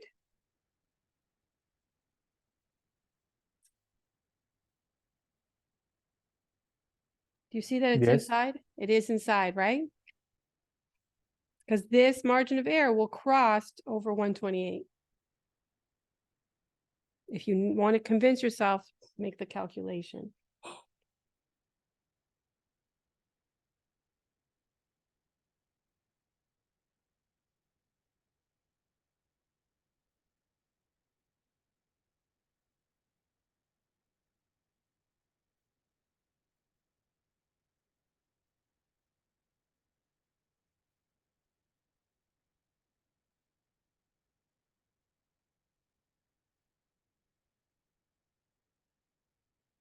So we failed to reject.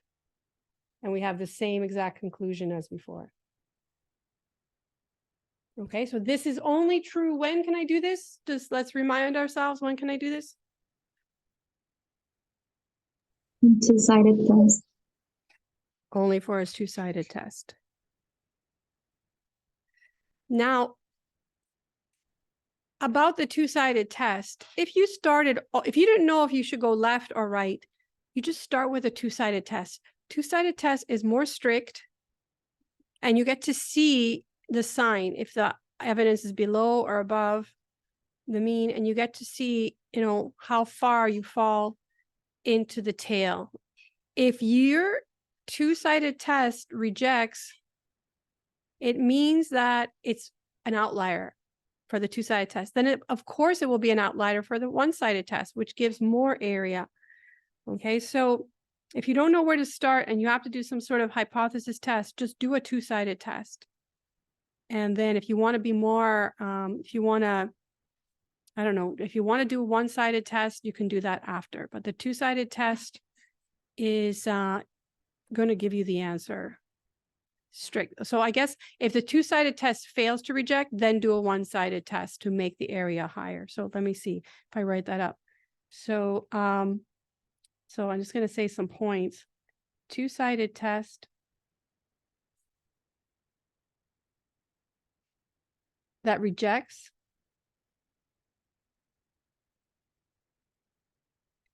implies that the one-sided test will also, obviously on the right side, on the correct side where you fall, right?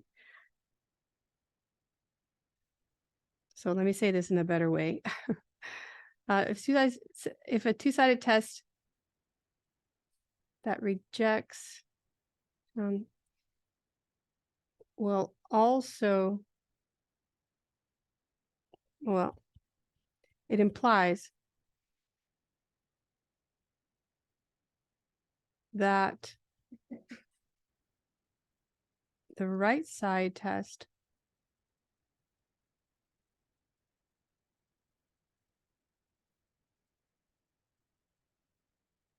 so if it's on the right side, if the Z was positive, it will also reject.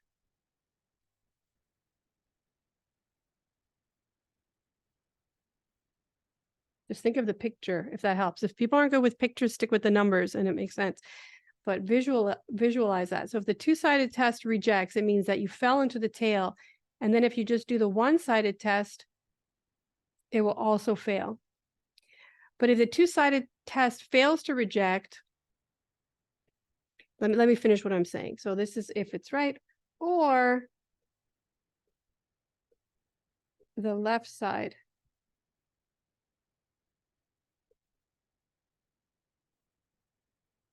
or Z negative will also reject.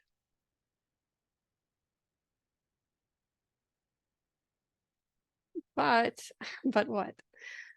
Okay, I hope you're following me. I think I have something about this also in the notes. But a two-sided test that rejects H naught implies that the right-sided test for Z positive will also reject it, or the left-sided test for Z negative will also reject H naught. So basically what I'm saying is if you're over here, if you do, so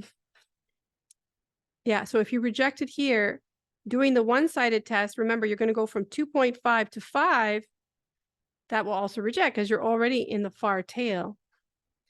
But what if you don't reject, if you fail to reject in a two-sided test? Like this one. And you want to see if male blood pressure is higher. What did we get? We got a negative. So we would test on the negative side. Male blood pressure actually looks kind of like lower. So then we can do the one-sided test to see if it rejects on the one-sided test because it'll go out a bit. Anyway, maybe you guys don't understand what I'm getting at, but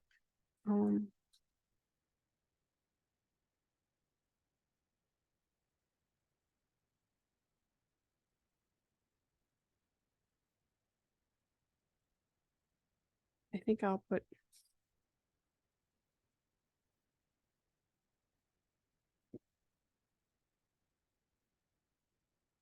So, Professor, if the two-sided test rejects H no, it's because it's outside the 2.5%.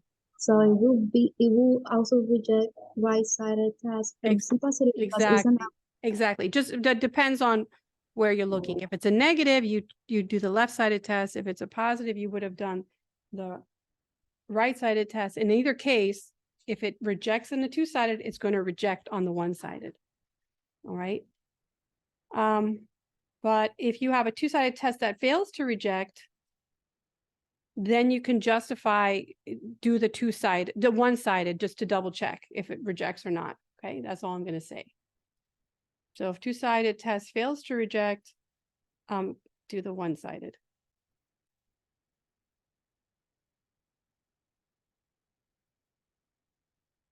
So in summary there,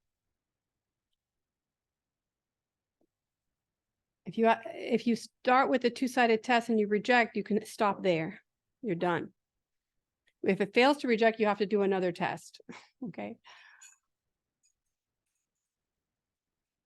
If you do the one-sided test outright, then you're done. All right, it's 11:20. Okay, so I wanted to say all that. I wanted to look at output. Let's look at output. And then I'm going to leave you to do the case, look at the case where sigma is not known. Actually, no, let's get into the homework. Let me show you the homework for a moment and talk about that to make my point. And then next class, we're going to look at output and we're going to do just everything. We're going to do all this inference material and any other questions you have, okay? But let's look at the homework because that's really, really, really important. If you're copying that, I'm just going to get the homework out.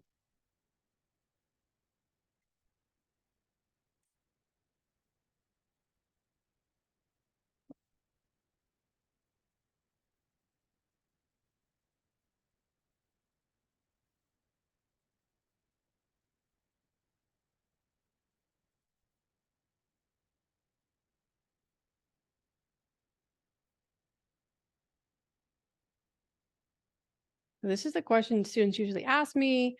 What are the keywords? How do I know which formula to use? Okay, so we're going to look at that together. Are you ready? You can take a screenshot of whatever I wrote there.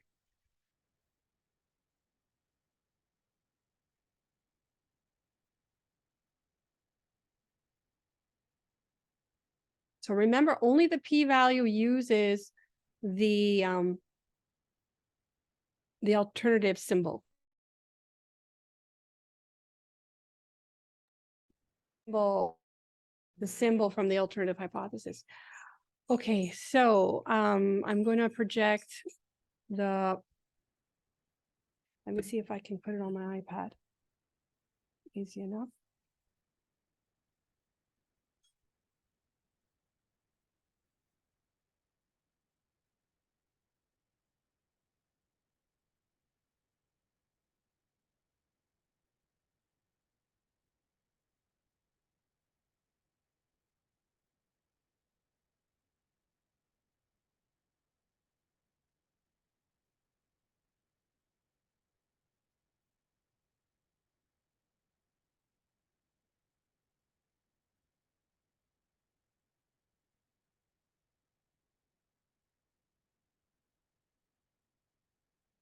Okay, that's not working so easily. Okay, I'll just do it this way. Okay, just follow along on the platform. Okay, so this is inference. This is module 5 homework. I'll read the first problem and tell me what I do. Which formulas do I use? Do I use the formulas on the formula sheet in row 4, 5, or 6?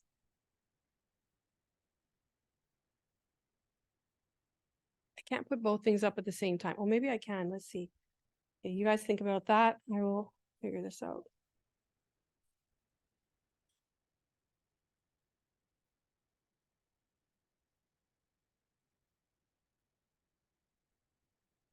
You can put it in the chat. Do I use the formulas of 4, 5, or 6?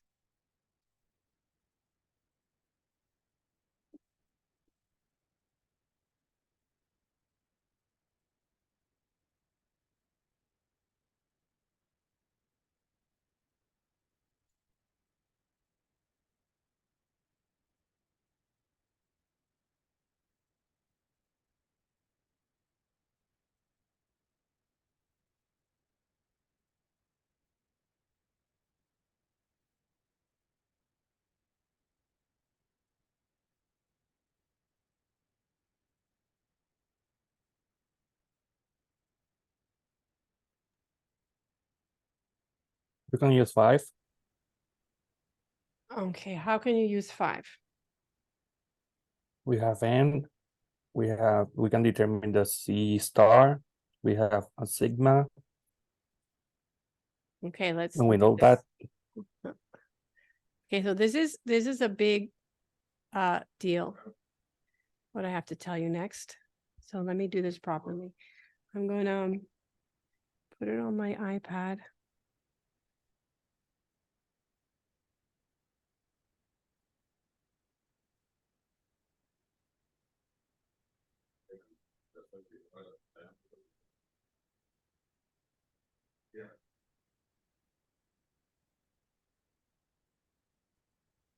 Okay.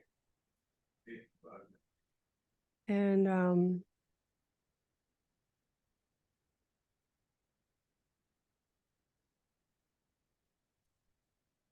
gee. So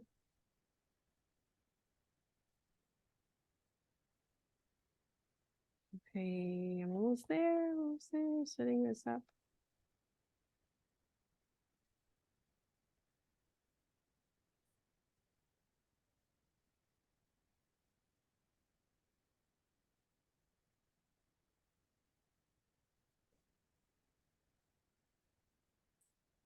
All right, I'm ready.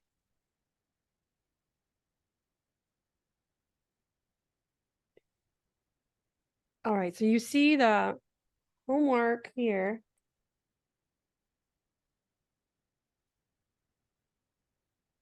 Okay, and the formula sheet. Let me get the formula sheet.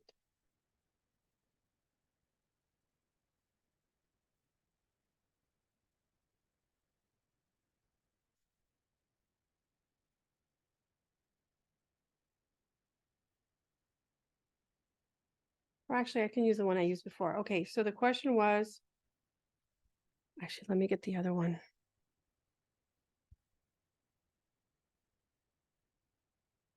No, I can't do two at the same time. Forget it.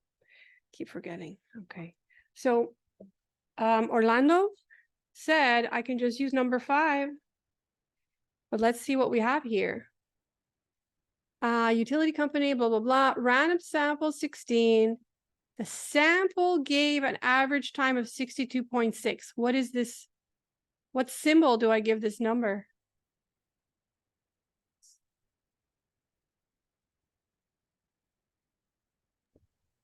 X bar. That's X X, bar. yeah, that's X. So this is X bar. But what do I give this number?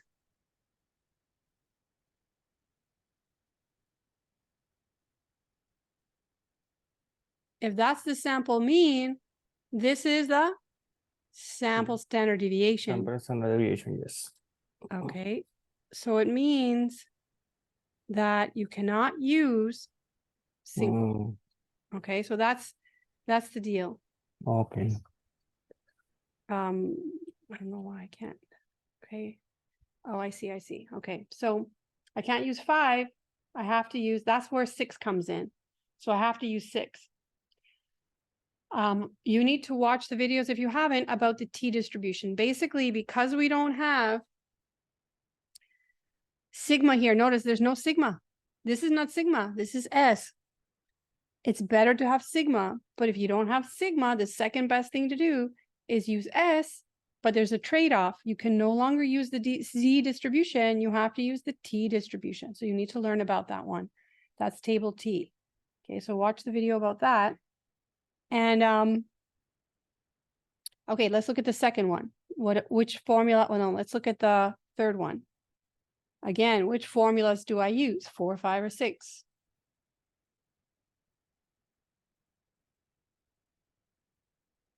Six. Again, 6, right? It's again 6 because I do not have sigma. I have the mean. I use the symbols here just to not, lose you. We want to find, should be X bar. We said our numbers to find mean U equals 6. That should be X bar. That's a typo. That's a typo. Okay, so that's the sample mean, and the sample variance, that's S squared is the sample variance. So that means S, how much is S if S squared is 48? How much is S if S squared is 48?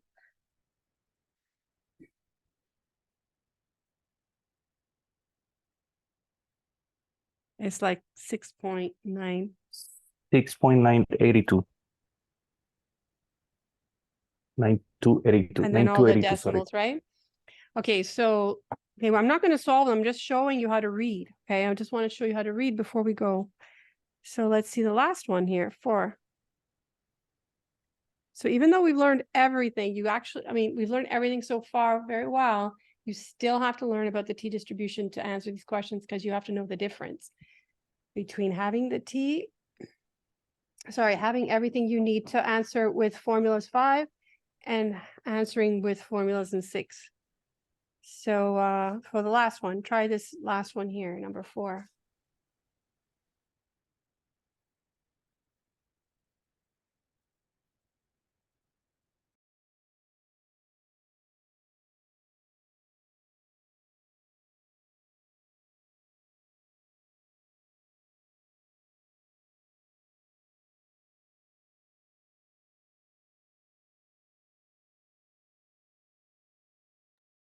Okay, how about the last one before we leave?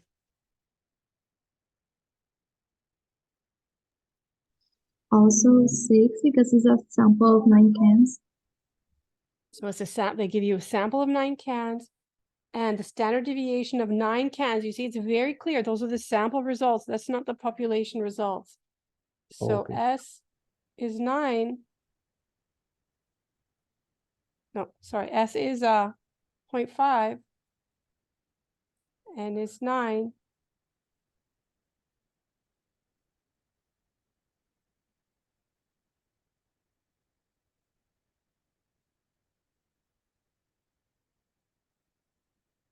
And X bar is 15.7. All right. So you got to read carefully to identify which formulas you use. If you don't have sigma, you use the formulas in row 6. If you do have sigma, you have to use the row 5 formulas. Oops. Okay. Questions for me? So the reason why sorry, the reason why all of these problems or many of them have no sigma, because that's more realistic. In the end, in reality, no one gives you sigma if they don't give you mu, right? So in reality, you're doing a lot of number 6. So you're getting a lot of practice with this homework.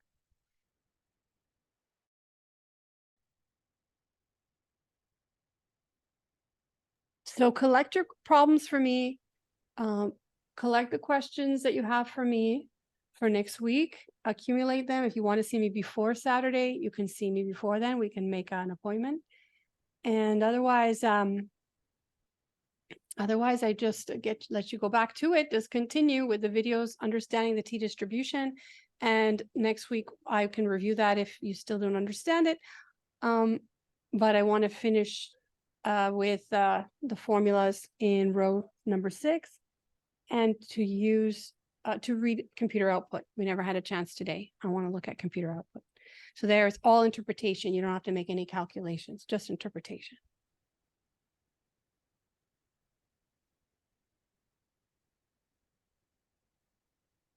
Any remaining questions for me? Yeah, Professor, I had a question regarding the Connect assignment. The last one didn't have the option. I don't know if it's going to be the structure for now on, but it didn't have the option to see the one that were right. And when I tried the second intent, it didn't let me know where, o sea, cuáles estaban correctas, and it moved also the order, so it was really difficult to do them again. I had to compare the results of Maybe my it's because did I make it unlimited? Maybe I'll have to check what I did, because the format that I used was from an earlier year or earlier time. I'll go and check what I changed about the structure of the exam. I mean, the test or quiz. So you prefer to know if you got it wrong, right? Yeah, I'm because I trying to know make it more challenging for you, but it's frustrating you.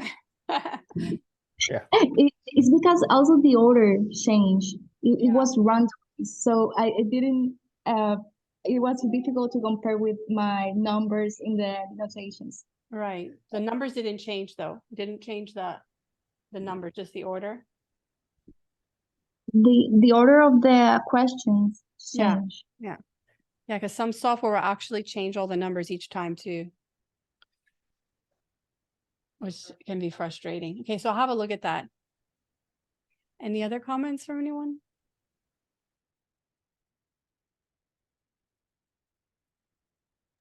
So we're good for this week. Continue studying. And keep me posted if you want any help. Okay, we can make an arrangement. Okay, so have a good weekend. Buen fin de semana. We'll see you soon. Thank you. I'll post it. Buen fin de semana. Bye. Thank you.